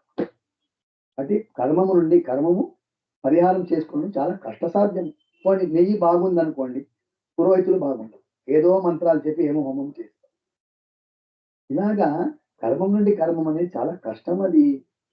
అందుకే ఏం చెయ్యాలి అంటే దానికంటారు శుకమునులు అన్నీ శ్రేష్టం. అందుకే ఈ ప్రాయశ్చిత్తంలో ఇంకోటి ఉందండి. ఏమంటే కొందరు అనుకుంటారు, బాగా ఉందే ఇది, పవమాన హోమం చేస్తే పాపాలన్నీ తొలగిపోతాయి గదా అని పవమాన హోమం చేస్తూ, చేస్తూ పాపాలు చేస్తూ ఉంటారు కొందరు. అలా చేయకూడదు. ఎవరో ఒక బుద్ధివంతుడు ఏమంటే హోటల్‌కి వెళ్లి బోండా తినేసాడట. బోండా తినాక ఎవరో అన్నారు, "అరే! అలా తినకూడదురా పాపం వస్తుంది" అని. అయితే అతను ఆచార్యుడికి వెళ్లి అడిగాడట. "ఏం చేయాలండి? నేను ఇలా తెలియలేదు హోటల్‌లో తినేసాను. పంచగవ్యం తీసుకోరా" అని చెప్పారు. అతను ఏం చేశాడో తెలుసా అతను? ఆ పంచగవ్యం తీసుకొని హోటల్‌కే వెళ్ళిపోయాడు. ఒక బోండా, ఒక చెంచా పంచగవ్యం. అలా తీసుకోకూడదు. ఇక నేను చచ్చినా హోటల్‌లో అడుగు పెట్టను. నేనది తినను అని చెప్పి పశ్చాత్తాపంతో మీరు పంచగవ్యం తీసుకుంటే అప్పుడు ఆ ప్రాయశ్చిత్తము, ఆ పాపం పరిహారం అవుతుంది. లేదంటే కాదు. అలాగా ప్రాయశ్చిత్తాలున్నాయి. కానీ ఆ ప్రాయశ్చిత్తాలు మన పాపాన్ని పరిహారం చేస్తుందో లేదో, ఒక పాపంకు పరిహారం చేసుకోవడానికి వెళ్లి ఇంకోటి చేసుకుంటాం గదా! ఏం చేయాలి అంటే దానికి శుకమునులంటారు, చూడయ్యా అన్ని ప్రాయశ్చిత్తాల్లో శ్రేష్టమైనటువంటి ప్రాయశ్చిత్తం ఏది తెలుసా? భగవన్నామస్మరణము. భగవన్నామస్మరణం చేస్తే ఎలా పాపాలు పరిహారం అవుతాయో అలా వేరే ఉపాయం లేదు. అందుకే భగవన్నామస్మరణం ఎల్లప్పుడూ చేస్తూ ఉండాలి అని చెప్పారిక్కడ. అందుకే ఏమంటారంటే సకృన్మన కృష్ణ పదారవిందయోః వివేషితం తద్గుణరాగియైరిహ నతేయమం పాశభృతశ్చ తద్భటాన్ స్వప్నేపి పశ్యంతి చీర్ణ నిష్కృతాః. సకృన్మన ఒక్కసారి భక్తితోని మీరు కృష్ణా అనండి, పాపాలన్నీ తొలగిపోతాయి. కృష్ణాయందరే కష్టవందిష్టిల్ల కృష్ణాయన వారరే నర జన్మ బంధాగ నాలిగే ఇరువాగ కృష్ణాయన వారరే. ఒక్కసారి కృష్ణ అంటే ఒక్క జన్మ కాదు, అనంత జన్మములో మనం చేసినటువంటి పాపాలన్నీ తొలగిపోతాయి. కాబట్టి నామస్మరణ చేయండి. అందుకే ఇక్కడ అడుగుతాడు పరీక్షిత్ రాజు, స్వామి ఎవరైనా భగవన్నామస్మరణ చేసి పాపాలను తొలగించుకున్నారా అని అడుగుతారు. అందుకు చేసుకున్నాడయ్యా. ఒక ఇతిహాసమే చెప్తాను నీకు. అత్రైవ ఉదాహరంతి ఇతిహాసం పురాతనం దూతానాం విష్ణుయమయోః సంవాదం తం నిబోధమే. యమదూతులు మళ్ళీ విష్ణుదూతుల మధ్య నడిచినటువంటి ఒక సంవాదం చెప్తాను విను. కాన్యకుబ్జ అని ఒక దేశము. అక్కడ దాసీపతి అజామిళ అని ఒకడు ఉండేవాడట కాన్యకుబ్జ దేశంలో. ఆ అజామిళుడు మహాజ్ఞాని అంటండి అతను. భాగవత శుకాచార్యులు అంటారు, భాగవతం చెప్తుంది ఏమంటే అయం చ శృత సంపన్న శీలవృత్త గుణాలయ ధృతవృత్తం మృదుర్దాంత సత్యవాక మంత్రవిచ్చుచి. మహాజ్ఞాని అంటే అతను. వేద మంత్రాల అర్థాన్ని తెలుసుకున్నటువంటి మహాజ్ఞాని. వివాహం చేసుకున్నాడు, తల్లిదండ్రులు ఉన్నారు. ఇలాంటి అజామిళుడు ఒకసారి తులసి తీసుకురావాలని ఇంటి నుంచి బయలుదేరాడు. ఒక దాసిని, శూద్ర దాసిని చూసేశాడు. దాసిని చూసి ఆమె పైన ఇతని మనసు వెళ్ళింది. ఆమె కావాలని కోరుకున్నాడు. ఆమెతోని ఉండిపోయాడు. ఇక్కడ భార్యను విడిచిపెట్టాడు, తల్లిదండ్రులను విడిచిపెట్టాడు. ఒక శూద్ర దాసి సహవాసం చేస్తూ ఉన్నాడు. ఆమెతో ఉండి ఆమెలో 10 మంది పిల్లలయ్యారట. దాంట్లో చివరి పిల్లవాడే నారాయణ అని. కాబట్టి తను వాళ్ళందరినీ పోషించాలి కదా! దానికి ఏం చేసేవాడు అంటే బంధక్షైః కైతవైః చౌర్యైః గర్హితాం వృత్తిమాశ్రితః. దొంగతనం చేసేవాడట. జూదాటమాడేవాడట. ఇలా పేకాటలాడడము, డబ్బులు సంపాదించి దాంతోని వీళ్ళని పోషించేవాడట. ఇలా నీచాతిరీత కృత్యం చేస్తున్నాడు. ఇలాగ కాలం గడుపుతున్నాడు. వృద్ధాప్యం వచ్చింది. ఆ చిన్న పిల్లవాడు ఉన్నాడు కదా, చివరివాడు నారాయణ అని, అతని పైన చాలా అభిమానం అంటే ఇతనికి. ఎవరికి? అజామిళుడికి. అతన్నే ఎప్పుడు అతనికి భోజనం చేయించేవాడు, తర్వాత ఇతను తినేవాడు, పాలు తాగించి తర్వాత తాగేవాడు. ఇలా చేస్తూ చేస్తూ కాలం గడిపాడు. వృద్ధాప్యం వచ్చేసింది. అతన్ని లాక్కెళ్ళాలని 3 యమదూతులు వచ్చారట. అందుకంటారు ఏమంటే పాశహస్తాన్ స్త్రీన్ అంటారు. 3 వచ్చారట. సామాన్యంగా అందరికీ కూడా చివరి క్షణంలో 2 యమదూతులు వస్తారు. కానీ అజామిళుడికి సపాశహస్తాన్ స్త్రీన్ దృష్ట్వా పురుషాన్ వృషదారుణాన్ని 3 వచ్చారట. చాలా భయంకరంగా ఉన్నారు. వాళ్ళని చూసిన వెంటనే తనకి భయం పుట్టుకుంది. అప్పుడు అతని చివరి కుమారుడు దూరే క్రీడనకాసక్తం పురుత్రం నారాయణాప్వయం ప్లావితేన స్వరేణోచ్చైః ఆజుహావ ఆకులేంద్రియః. ఆ కుమారుణ్ణి నారాయణ అని పిలిచాడు. అలా ప్లావితేన అంటే లాగుతూ నారాయణ అని పిలిచాడంట. ఆ సమయంలో అతనికి ఆ నారాయణ అని పిలిచాడు కదా, వెంటనే విష్ణుదూతులు వచ్చేసారు. వచ్చి వీళ్ళ తాడిని కత్తిరించారు. వాళ్ళు పడిపోయారు. తప్పని పడారు. వాళ్ళన్నారు, మీరందరూ కేయుగం ప్రతిషేధారా, మీరెవరు మమ్మల్ని ఆపుతున్నారు, ఇక్కడ లాక్కెళ్తుంటే ఎవరు మీరు అని అడిగారు. అప్పుడు వాళ్ళందరూ అంటారు, మేము విష్ణుదూతులమయ్యా అన్నారు. మళ్ళీ ఎందుకు మమ్మల్ని ఆపుతున్నారు ఇప్పుడు లాక్కెళ్ళాలంటే? కాదయ్యా, మీకు మీరెవరు ఇంత? యమధర్మరాజు వృత్తులం మేము. యమధర్మరాజు వృత్తులు అంటున్నారు, మీకు ధర్మం అంటే ఏంటి, అధర్మం అంటే ఏంటి తెలుసా అన్నారు. తెలుసండి, ఎందుకు తెలియదు. మళ్ళీ ఇతను ఎందుకు లాక్కెళ్తున్నారు? పాపాలు చేశాడండి ఇతను. భార్య తల్లిదండ్రులు విడిచిపెట్టి పరస్త్రీతో ఉన్నాడు, అందుకే లాక్కెళ్తున్నాం. అందుకే చాలా పాపాలు చేశాడు కదా, లాక్కెళ్ళి యమధర్మరాజు నుండి శిక్ష ఇప్పించాలని తీసుకెళ్తున్నాం. అప్పుడు విష్ణుదూతులు అన్నారు, పాపం చేశాడు నిజమే, కానీ ఆ పాపానికి ప్రాయశ్చిత్తం కూడా చేసుకున్నాడు కదా. ఎక్కడ చేసుకున్నాడండి? ఇంకా ఆమె ఒడిలోనే పండుకున్నాడు. ఎక్కడ చేసుకున్నాడు? కాదయ్యా, చివర్లో అతను మీరు లాక్కెళ్ళేటప్పుడు వచ్చినప్పుడు ఏమన్నాడు? అతను నోటి నుంచి ఏమొచ్చింది? నారాయణ అన్నారు కదా. ఆ నారాయణ ఎవరు తెలుసా? మా స్వామి పేరది. ఈ 4 అక్షరాలు ఎవరి నోటి నుంచి వస్తుందో, చివరి క్షణంలో ఎవరి నోటి నుంచి ఈ అక్షరం వస్తుందో వాళ్ళన్ని పాపాల నుండి ముక్తులైపోతారయ్యా. అంత తెలియదా? కాదండి, అతన్ని పిలిచింది మీ స్వామిని కాదు, అతని చివరి కుమారుడిని పిలిచారు. మీకు తప్పనుకుంటున్నారు మీరు. కాదయ్యా, అతను పిలిచింది ఎవరినే పిలవని, నారాయణ అని వచ్చింది కదా నోటి నుంచి, అది మా స్వామి పేరు, పాపాల పరిహారం చేస్తుంది అని చెప్పారు. అంటే ఎలాగైనా పిలిచినా కూడా ఇక్కడ భాగవతం చెప్తుంది, ఏ రకంగా భగవంతుణ్ణి మనం సాంకేత్యం పారిహాస్యం వా స్తోబలం హేళనీయం వా వైకుంఠ నామకరణం అశేష అగహరం విధు అంటాం. మీరు ఎలాగైనా చెప్పండి, మీ కొడుకునే పిలవండి నారాయణ అని, లేదంటే నారాయణ పైన ద్వేషంతో మీ నారాయణ ఉన్నాడు కదా అతన్ని దంచాలి అని, ఇలా ఈ ఉద్దేశంతోనైనా నారాయణ నోటి నుంచి వస్తే అది అందరినీ ఉద్ధారం చేస్తుంది అని భాగవతం చెప్పింది అని మనకు అనిపిస్తుంది. కాదు, అలాగే ఎలా పడితే అలా భగవంతుడి పేరు చెప్పేస్తే ఉద్ధారం అయ్యేది ఉంటే మొదట్లో ఎవరు ఉద్ధారం అవ్వాలి తెలుసా అండి? దుర్యోధనుడు. ఎందుకు చెప్పండి? అతను 24 గంటలు కృష్ణుడిని కొట్టాలి, భీమసేనుని కొట్టాలి. హరివాయన్ పేరే అంత నోట్లో. కాబట్టి మొదట్లో అతను ధరించాలి. కాబట్టి అలా కాదు. ఎలాగంటే అలా కాదు. శ్రీమదాచార్యులు వారు నిర్ణయంలో చెప్తారు, సర్వత అగరం విష్ణు నామ తద్భక్తి పూర్వకం. ఎప్పుడు అన్ని పాపాలు పరిహారం అవుతాయంటే భక్తి పురస్సరంగా మనం భగవంతుడి నామాన్ని ఉచ్చరిస్తే మాత్రం పాపం పరిహారం అవుతుంది. అంతేకాని ఎలాగ పడితే అలాగా కాదు అని ఆచార్యులు నిర్ణయం. కాబట్టి ఇక్కడ ఏం చెప్పారు విష్ణుతులు? నారాయణని చెప్పాడు కదా, అయిపోయింది, మా స్వామి పేరు, పాపం పరిహారం అయిపోయింది, మీకేమైనా సందేహం ఉంటే వెళ్ళి మీ యమధర్మరాజుని అడగండి అని పంపించేశాం. మొత్తానికి అతను తప్పించుకున్నాడు. అజామిరుడు యమదూతుల హస్తం నుంచి తప్పించుకున్నాడు వీళ్ళ అనుగ్రహం. వీరిద్దరు యమదూతులు విష్ణుదూతుల సంవాదం వింటూ ఉన్నాడు. అతను కొద్దిగా మేల్కొంది, విష్ణుదూతుని మాట్లాడిపించాలి అనుకున్నాడు, అతను అదృశ్యం అయిపోయాడు. తర్వాత నేరుగా ఆ అజామిరుడు ఏం చేశాడు తెలుసా? నేరుగా గంగా తీరానికి వచ్చాడట. గంగా తీరానికి వచ్చి అక్కడ అన్ని సర్వసంగ త్యాగం చేసి భగవంతుడి ధ్యానం చేస్తూ ఉన్నాడు. అప్పుడు అతన్ని తీసుకెళ్ళడానికి విమానమే వచ్చిందట. అద్భుతంగా అలంకారం చేసుకొని హైమం విమానం ఆరుహ్య యయౌ యత్ర శ్రీయపతి, ఆ బంగారపు విమానంలో కూర్చొని ఆ భగవంతుడి లోకానికి వెళ్ళిపోయాడట.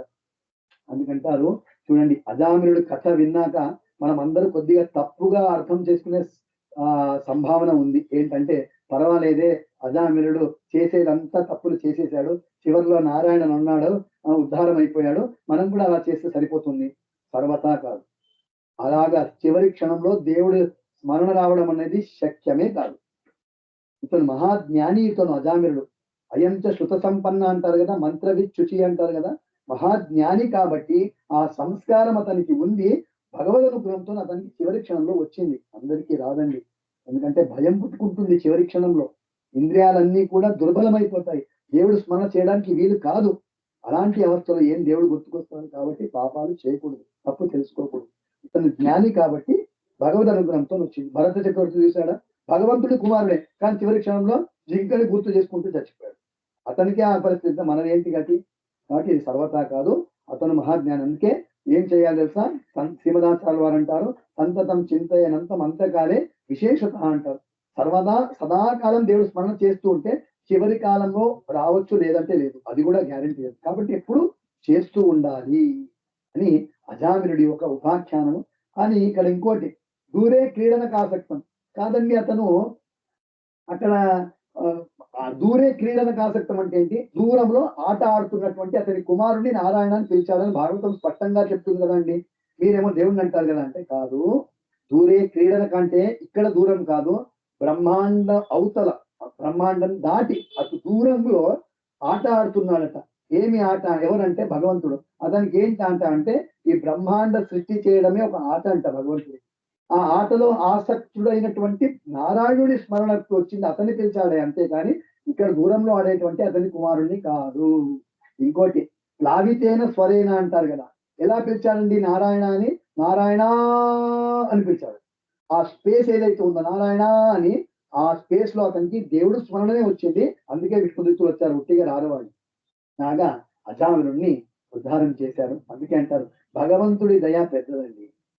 మనము సాధన చేసి పరిపూర్ణం చేసేసుకొని దేవుడి అనుగ్రహం పొందుతాం అనుకునేది సర్వతా కాదు. అలానే సాధన విడిచిపెట్టాలి, సాధన చేయాలి. మన సాధన ఎంతకు పూర్తి కాదు, కానీ చేయాలి, మనం విడిచిపెట్టకూడదు. భగవంతుడి దయ ఉంది కదా, అది పెద్ద. భగవంతుడి దయ అయిందంటే మనం ఉద్ధారం చేస్తాం. అందుకే మనం సాధన చేస్తూ ఉండాలి. మనం పెద్ద పొగురుతో స్వామి నా సాధన పరిపూర్ణం అయిపోయింది, నా మోక్షం ఇవ్వు, తర్వాత ఇది అడగడానికి మనకు యోగ్యతనే లేదు.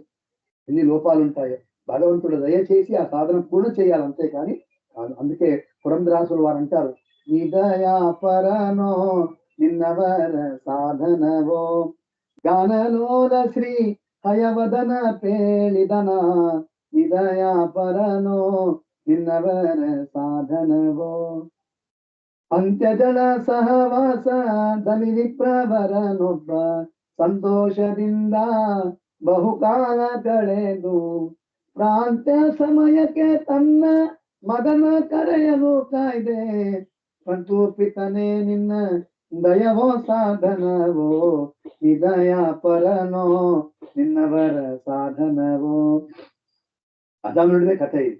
తర్వాత చివరిలో అంటారు, ಅವರವರ ಯೋಗ್ಯತೆ ಅರಿತು ಪ್ರೇರಕನಾಗಿ ಅವರಿಂದ ನುಡಿಸಿ ಅವರ ನುಡಿಗಳಿಗೆ ಹಿಗ್ಗಿ ಅವರಿಗೋಲಿದ ನಮ್ಮ ಪುರಂದರ ವಿಠಲ ಅವನೀಶನೇ ನಿನ್ನ ದಯವೋ ಸಾಧನವೋ నిదయ పరనో నిన్నవర సాధనవో. చూసారా, భగవంతుడు వాళ్ళ యోగ్యత చూసుకొని వాళ్ళలో ఉండి వాళ్ళ ద్వారా పలికించి దానికి భగవంతుడే సంతోషించి భగవంతుడు అనుగ్రహం చేస్తాడు. ఇంత దయాండి దేవుడికి. కాబట్టి అజామిలుడిలో ఉండి అతని ద్వారా నారాయణ వచ్చేటట్టు చేసి ఆ పేరుకి అతనే సంతోషించి అతన్ని ఉద్ధరించాడు. ఇది దేవుడి దయ. కాబట్టి భగవంతుడి అనుగ్రహాన్ని పొందడానికి ప్రార్థన చేయాలి, మనం ప్రయత్నం చేయాలి. ఇక్కడ యమదూతులు వచ్చారట. ఎప్పుడైతే విష్ణుదూతులు పంపించేశారో వచ్చేసారు. వచ్చి యమధర్మరాజు అడిగారు, స్వామి ఇదేంటిది? ఆ అజామిలుడిని లాక్కు రావాలని మేము వెళ్తే ఎవరు విష్ణుదూతులు వచ్చారు, ఎవరండి? మీరే సర్వోత్తమ అనుకున్నాము, విష్ణుదూతులు అంటే ఎవరు వాళ్ళు? యమధర్మరాజు కూడా విష్ణు నారాయణ నారాయణ అన్నారట. అతను కూడా నాకు కూడా మీకు నేను స్వామి అయితే నాకు అతను స్వామి అయ్యా. కాబట్టి ఈ ప్రపంచమంతా వ్యాపించుకొని ఇక ముందు మీరు ఒక పని చేయాలి. ఎక్కడంటే ఎవరినంటే వాళ్ళని లాక్కు రాకండి. ఎవరు విష్ణు భక్తులను ఉంటారు, ఎవరు నా ద్వాదశ నామాలు ధరిస్తారు, ఎవరు సంధ్యావందన గాయత్రి మంత్ర జపం చేస్తారు, ఎవరు ఏకాదశి ఉపవాసం చేస్తారు, తీర్థయాత్ర చేస్తారు, పెద్దవాళ్ళ సేవ చేస్తారు, దాన ధర్మాలు చేస్తారు, వాళ్ళ దగ్గరికి మీరు వెళ్ళకండి. అర్థమైందా? కమలనాభన చిహ్ನೆಯನ್ನು ಧರಿಸಿಕೊಂಡು ಮೆರೆಯಿರೋ ಭರದಿ ಅಮನ ಭಟರು ಅಂಜಿ అడగి ಹೋಗುವರೋ. ఎవరు ఒంటి పైన ద్వాదశనామాలు ఉంటాయి కదా, యమదూతులు వాళ్ళ దగ్గర కూడా రారు. కాబట్టి యమధర్మరాజు అంటాడు, వాళ్ళ దగ్గరికి వెళ్ళకండి, విష్ణు భక్తుల దగ్గరికి వెళ్ళకండి, వాళ్ళ ఇంటి దగ్గరికి వెళ్ళకండి. ఎవరు దేవుడికి నమస్కారం చేయరు, పెద్దవాళ్ళ సేవ చేయరు, ఏకాదశి ఉపవాసాలు చేయరు, వాళ్ళని కొట్టి లాక్కొని రండి అని చెప్పాను. కాబట్టి మనము ఈ లిస్ట్ లో రాకూడదు, మొదటి లిస్ట్ లో రావాలి, విష్ణు భక్తులు అవ్వాలి. ఆ మార్గంలో మనం ఉన్నట్లయితే యమదూతుల దర్శనం కానీ యమధర్మరాజు దర్శనం మనకు కలగదు. ఇలాగా భగవన్నామస్మరణ ద్వారా కలిగేటువంటి అద్భుతమైనటువంటి ఒక ప్రయోజనం, ఎంత గొప్ప అనుగ్రహం దేవుడికి కలుగుతుంది అనేది మనకు శుకాచార్యులు వారు పరీక్షిత్ రాజునికి తెలియజేయడం ద్వారా అందరికీ తెలియజేశారు. ఇది అయిపోయాక ముందు ప్రాచేతస అని వస్తారు. ఎవరంటే మనం వెనుక విన్నాము ప్రాచీన బరిహి అని, అతని కుమారులు దశ ప్రచేతసులు విన్నాం కదా. కాబట్టి దశ ప్రచేతసులు అని మనం విన్నాం కదా, వాళ్ళ కుమారుడే మళ్ళీ దక్ష పుట్టి వచ్చాడు. దశ ప్రచేతసుల భార్య పేరు మారీష అని. అక్కడ మళ్ళీ దక్ష ప్రజాపతి పుట్టొచ్చాడు కదా, అతని వివరాలు చెప్తారు ఇక్కడ. దక్షుడిని ప్రాచేతస అని కూడా పిలుస్తారట. ప్రాచేతస ఎందుకంటే ప్రచేతసుల కుమారుడు. ఆ దక్ష ప్రజాపతి అగమర్షణ తీర్థానికి వెళ్ళి అక్కడ భగవంతుడిని హంసగుయ్య స్తోత్రంతో అద్భుతంగా స్తోత్రం చేశాడు. భగవంతుడు ప్రత్యక్షమయ్యాడు. ఏం కావాలయ్యా అన్నాడు. ఏం లేదు స్వామి, నాకు వివాహం చేసుకోవాలి, పిల్లల్ని కనాలని. సరే, నువ్వు పంచజన అని ఉన్నారు కదా, అతని కుమార్తె పంచజన అతని కుమార్తె అశక్తిని అని ఉంది, ఆమెని వివాహం చేసుకో, సంతానం కలుగుతుంది. అలాగే అశక్తిని దక్ష వివాహం చేసుకున్నాడు. అక్కడ 10,000 మంది పిల్లలు పుట్టారట. వాళ్ళందరి పేరు ఒకటే కామన్ పేరు, 10,000 మందికి హర్యశ్వ అని పిలుస్తారు. వీళ్ళందరికీ దక్ష చెప్పాడు, మీరు వివాహం చేసుకొని పిల్లల్ని కనండి. వాళ్ళందరూ తపస్సుకని బయలుదేరితే నారదులు వచ్చారు. నారదులు వచ్చి అంటారు, ఏంటయ్యా, ఏంటి విషయం అంటారు. ఏం లేదండి, తపస్సు చేసి పెళ్లి చేసుకొని పిల్లల్ని కన్నారు. కాదయ్యా, మీరు ఇంత గొప్ప జ్ఞానులు, మీకెందుకయ్యా పెళ్లి పిల్లలు అన్నారు. వాళ్ళు ఏం చేయమంటారు? సరే, కొన్ని ప్రశ్నలు అడుగుతాను మీకు, దానికి జవాబు చెప్తే మీరే ఆలోచించండి, పెళ్లి కావాలో లేకుంటే మీరు ఏం చేయాలో. సరే అండి, అడగండి. ఒక రాష్ట్రం ఉంది, దానికి ఒకడే అధిపతి, అతను ఎవరు? ఒక బిలం ఉంది, దాంట్లో వెళ్తే బయటికి రారు, ఆ బిలం ఏంటి? తర్వాత ఒక నది ఉంది, ఒకటే నది 2 వైపులా ప్రవహిస్తుందంట, ఒకటే నది, అలాంటి నది ఏంటి? తర్వాత 25 ఇటుకలతో నిర్మాణం చేసినటువంటి ఒక భవనం ఉంది, ఆ భవనం ఏంటి? తర్వాత ఒక చక్రము నిరంతరంగా తిరుగుతూ ఉంటుంది, ఆ చక్రం ఏంటి? తర్వాత ఆ ఒక హంసపక్షి, అది నిరంతరంగా విచిత్రమైన కథలు చెప్తుంది, ఆ హంసపక్షి ఏది? ఇలాగ కొన్ని ప్రశ్నలు అడిగారు. వాళ్ళు చెప్పారండి, మొదట్లో ఒక రాష్ట్రం ఉంది, దానికి ఒకటే అధిపతి, అంటే అది బ్రహ్మాండము రాష్ట్రము, దానికి అధిపతి అంటే శ్రీమన్నారాయణ. తర్వాత ఒక నది ఉంది, అది 2 వైపులా ప్రవహిస్తుంది, ఆ నది ఏంటి అంటే అది సంసార నది అంటారు. సంసారంలో సుఖం వస్తుంది, దుఃఖం వస్తుంది, 2 నడుస్తుంటుంది, ఆ సంసారం అనే నది అది. తర్వాత 25 ఇటుకలతో నిర్మాణం చేసేటువంటి భవనం ఏది అని అడిగారు కదా, అది ఈ బ్రహ్మాండం కూడా అవును, ఈ పిండాండం కూడా అవును. రెండింటికి 25 తత్వాలు కావాలి. తర్వాత ఒక చక్రం నిరంతరంగా తిరుగుతుంది, అది ఏంటి అంటే కాలచక్రము. తర్వాత మీ తండ్రి ఆదేశం ఏంటి అంటే శాస్త్ర ఆదేశమే తండ్రి ఆదేశము అని ఏమేమి అడిగారో అన్నిటికీ జవాబు ఇచ్చేశారు. ఇచ్చిన తర్వాత నారదులు అంటారు, ఇంత గొప్ప జ్ఞానం నీకెందుకయ్యా పెళ్లి? మళ్ళీ ఏమవ్వాలండి? మంచిగా దేవుడు ధ్యానం చేయండి, సన్యాసులు అయిపోండి. 10,000 లంగోట్లు గోచిలు పట్టుకొని రెడీగా వచ్చారంట నారదులు. అందరికీ పంచిపెట్టారు, అందరినీ సన్యాసం చేశారు. ఇక్కడ దక్ష చూస్తాడు, 10,000 మంది పిల్లలు వెళ్ళారు, ఇంకా తిరిగి రాలేదే అని ఆలోచిస్తున్నాడు. అంతలో తెలిసిపోయింది నారదులు చేసిన పని. పోన్లే, వాడు పోతే ఏమైందని మళ్ళీ 1000 మంది పిల్లల్ని కన్నాడట. పుత్రాన్ అజనయత్ దక్ష శబలాశ్వాన్ సహస్రినః. 1000 మంది పిల్లలట, వాళ్ళందరికీ కూడా శబలాశ్వ అని నామకరణం చేశాడు. వాళ్ళందరికీ అన్నాడు, మీరు తపస్సు చేసి పెళ్లి చేసుకోండి అయ్యా, పిల్లల్ని కన్నాడు. వాళ్ళు కూడా వచ్చారు, నారదులు మళ్ళీ కలిశారు వాళ్ళకి. చూడు, మీ అన్నలు ఇంత బాగా తపస్సు చేస్తూ దేవుడు ధ్యానం చేస్తున్నారు, సన్యాసులు అయిపోయి మీకెందుకయ్యా పెళ్లి అని వాళ్ళకు కూడా ఈ ప్రశ్నలు అడిగారు, జవాబు ఇచ్చేశారు. వాళ్లకు ఒక 1000 గోచులు ఇచ్చి అందరినీ సన్యాసి చేసేసారు. ఎలా ఎలా కంటున్నాడు పిల్లల్ని, అందరినీ సన్యాసి చేసేస్తున్నారు. కోపం వచ్చింది దక్ష ప్రజాపతికి. ఏంటయ్యా నారదా, నీకు వేరే పని లేదా?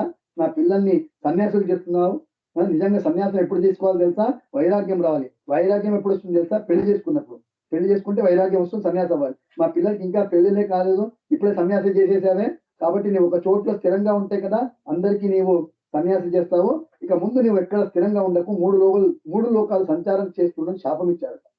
దాన్ని వరంగా స్వీకారం చేసిన ఆవులు ఇప్పుడు కూడా 3 లోకాలు సంచారం చేస్తుంటారు. ఇది అయిపోయాక ఆ ఈ దక్షుడు 60 మంది ఆడపిల్లల్ని కన్నాడట. ఆ 60 మంది ఆడపిల్లల్లో 13 మందిని దదోస దశ ధర్మాయ, 10 మందిని ధర్మరాజుడికి ఇచ్చాడట. 13 మందిని కశ్యపులకి ఇచ్చాడు. తర్వాత చంద్రుడికి 27 మంది కుమార్తెలు ఇచ్చాడట. వాళ్ళే నక్షత్ర దేవతలు, అశ్విని భరణి కృతిక అంటారు కదా, దక్షుడి కుమార్తెలు చంద్రుడికి ఇచ్చి వివాహం చేశాడు. తర్వాత ఇంకా 6గురిని భూతాంగిర, కృషాశ్వ, తర్వాత తార్క్ష్యాన్ని ఇద్దరిద్దరుగా వాళ్ళకి ఇచ్చేసి మొత్తం 60 మంది పిల్లల్ని, ఆడపిల్లల్ని పెళ్లి చేసి ఇచ్చేశాడు. ఈ కశ్యపుడికి 13 మందిని ఇచ్చారు కదా, ఆ 13 మందిలోనే ఒక ఆవిడే అదితి దేవి అట. ఆ అదితి దేవికి 12 మంది సూర్యులు, 12 ఆదిత్యులు అని పిలుస్తారు వాళ్ళని. ఆ 12 ఆదిత్యులు పిల్లలుగా పుట్టారు. దాంట్లో ఒకరు వివస్వాన్ అని, త్వష్ట్రు అనే సూర్యుడు అండి. 12 ఆదిత్యులు త్వష్ట్రు అని ఒక సూర్యుడు. ఆ త్వష్ట్రు అనే సూర్యుడి భార్య పేరు రచన అని. ఆ దంపతులకి ఒక కుమారుడు పుట్టాడు, అతని పేరు విశ్వరూపాచార్య అని పిలుస్తారు. విశ్వరూపాచార్య. ఆ విశ్వరూపాచార్యని ఇంద్రాది దేవతలు పురోహితులుగా చేసుకున్నారు అని ఇంత వివరం చెప్పారు. అయితే పరీక్షిత్ రాజు అంటాడు, స్వామి దేవతలందరికీ పురోహితులు ఎవరండి? దేవతలందరికీ పురోహితులు అంటే బృహస్పతి ఆచార్యులు. మరి వాళ్ళని విడిచిపెట్టి విశ్వరూపాచార్యులు ఎందుకు పురోహితులుగా చేసుకున్నారు? దానికి ఒక కథ ఉందయ్యా చెప్తాను అంటారు శుకాచార్యులు. ఒకసారి ఇంద్రుడు అతని సభలో కూర్చున్నాడట. సభలో కూర్చున్నప్పుడు బృహస్పతి ఆచార్యులు వచ్చారు. బృహస్పతి ఆచార్యులు రాగానే ఎంతైనా తారతమ్యంలో బృహస్పతి ఆచార్యులు చిన్నవాడు, ఇంద్రుడు పెద్దవాడు. కానీ స్థానం వీళ్ళది పెద్దది, బృహస్పతి ఆచార్యులు గురుస్థానం. కాబట్టి గురువులు వచ్చినప్పుడు లేచి నించోవాలి కదా, అలాగే కూర్చున్నారు. బృహస్పతి ఆచార్యులు అనుకున్నాడు ఇతనికి కొంచెం పొగరెక్కొచ్చింది, సరే చేస్తానని తిరిగి వెళ్ళిపోయాడు. అప్పుడు ఇంద్రుడు తెలిసింది, ఓ గురువు గారికి చాలా బేజారయ్యింది వాళ్ళకు, నేను ఇలా చేసేది లేకుండేది, సరే నేను మళ్ళీ వెళ్ళి వాళ్ళ క్షమాపణ అడుగుతానని చెప్పి నేరుగా గురుగారి దగ్గరికి వచ్చాడు. కానీ గురుగారి ఇంట్లో ఉన్నా కూడా ఎవరికి కంటికి పడలేదట. అప్పుడు అతనికి తెలిసిపోయింది గురుగారి మా పైన కోపం వచ్చిందని. ఈ విషయం దైత్యులకు తెలిసింది. అందరూ అనుకున్నారు, ఓ వీళ్ళకి గురువుల అనుగ్రహం తప్పింది, ఇప్పుడు మనకే బలం ఎక్కువ అని అందరు యుద్ధానికి వచ్చి ఓడించేశారు. ఇంద్రుడికి రాజ్యం అంతా పోయింది. మళ్ళీ ఇంద్రుడు ఏడుస్తూ బ్రహ్మదేవుడు దగ్గరికి వచ్చాడు. స్వామి రాజ్యం అంతా పోయింది, ఏం చెయ్యాలి? ఏం లేదు, మీరు గురువు గారికి అవమానం చేశారు కానీ అందుకే ఇలా అయ్యింది. ఒక పని చేయండి, ఒక పురోహితుల్ని పెట్టుకొని యజ్ఞం చేయండి, తర్వాత మీకు మళ్ళీ రాజ్యం దక్కుతుంది. సరే అని చెప్పి ఏం చేశారు తెలుసా అండి? ఆ గురువు గారు ఆ ఇంద్రుడు విశ్వరూపాచార్య దగ్గరికి వెళ్ళారట. విశ్వరూపాచార్య దగ్గరికి మీరే మాకి పౌరోహిత్యం చేయించాలి.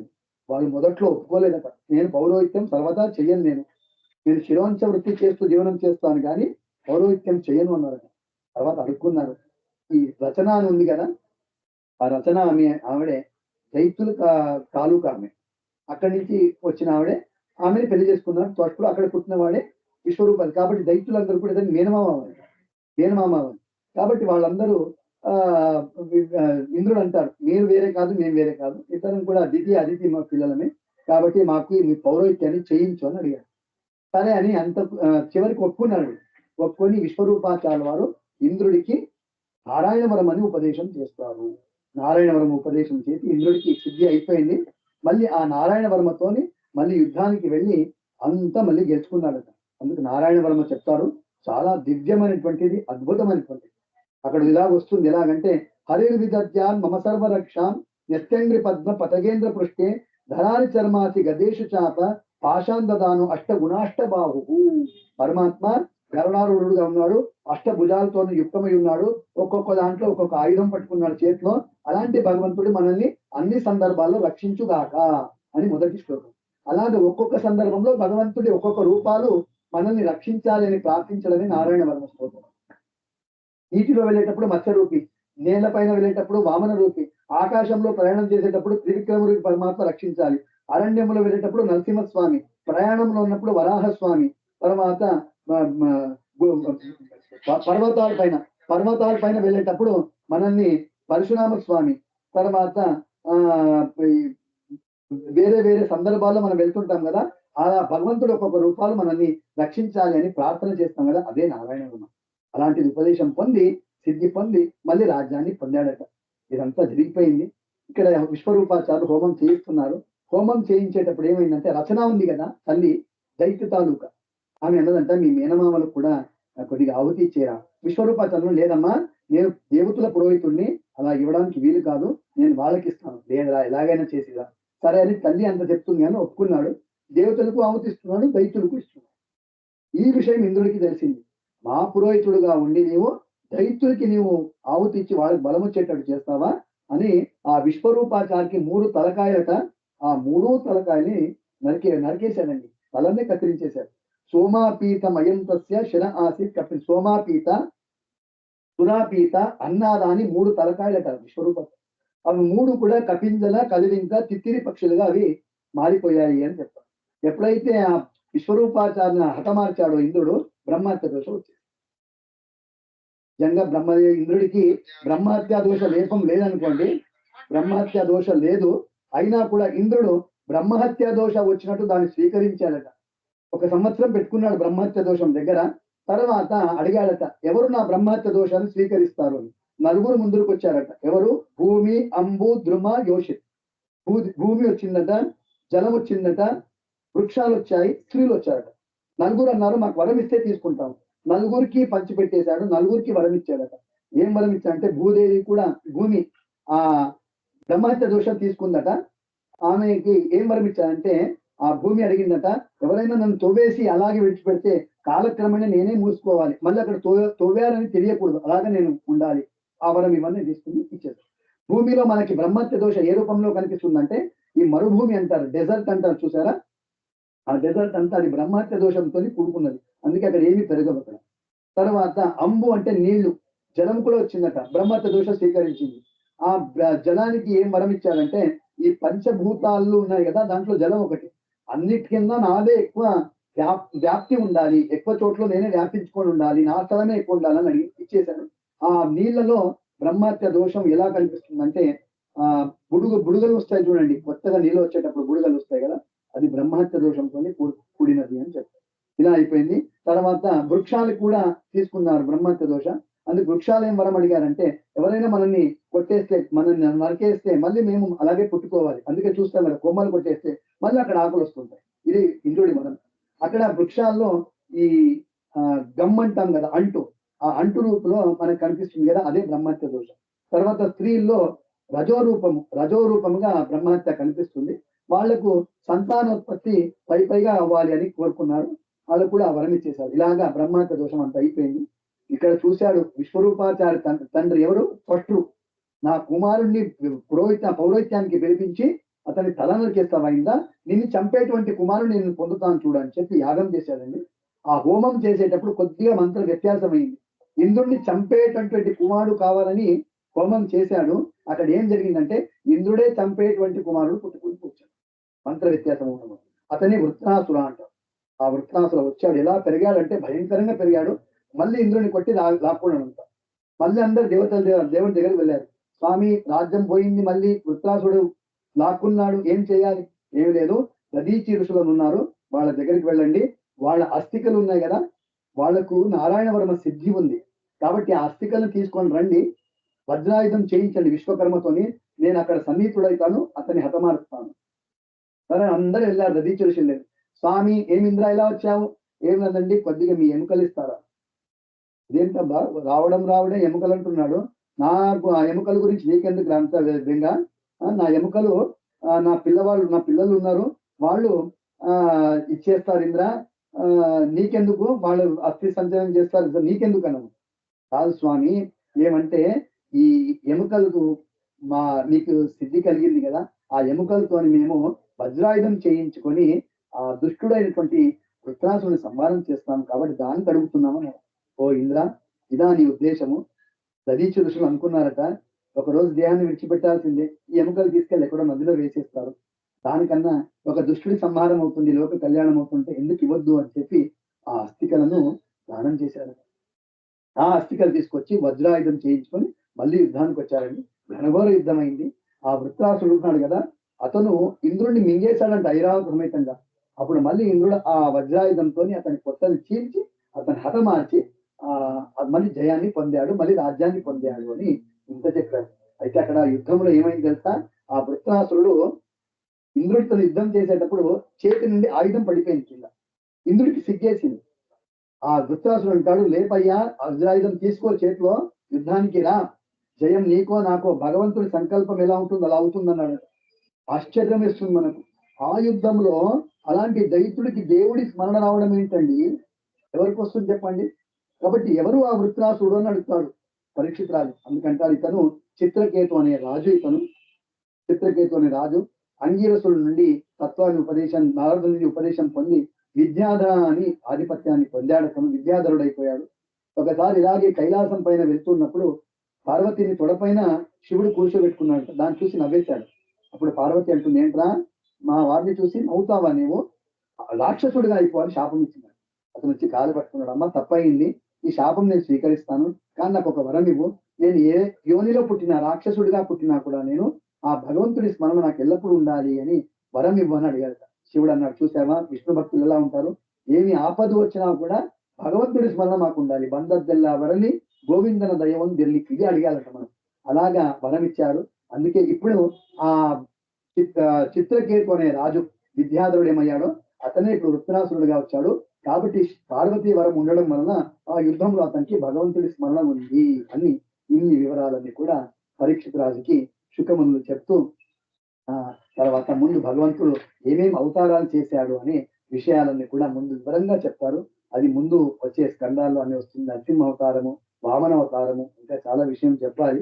ఎంత అవుతుందో భగవంతుడి ప్రేరణతో అంత చెప్పడానికి ప్రయత్నం చేస్తాను. రేపటి రోజు నరసింహ అవతారం, వామన అవతారము, సూర్యవంశరాజుల చరిత్రను వినడానికి ప్రయత్నిద్దామని చెప్తూ 2 మాటలు ఈరోజు చెప్పింది. ఆ భగవంతుడి పాదార విందములో సమర్పణ చేస్తూ ముగిస్తున్నాను. మధ్వాంతర్గత శ్రీ కృష్ణార్పణమస్తు. హరే నమః అండి. నమస్కారం.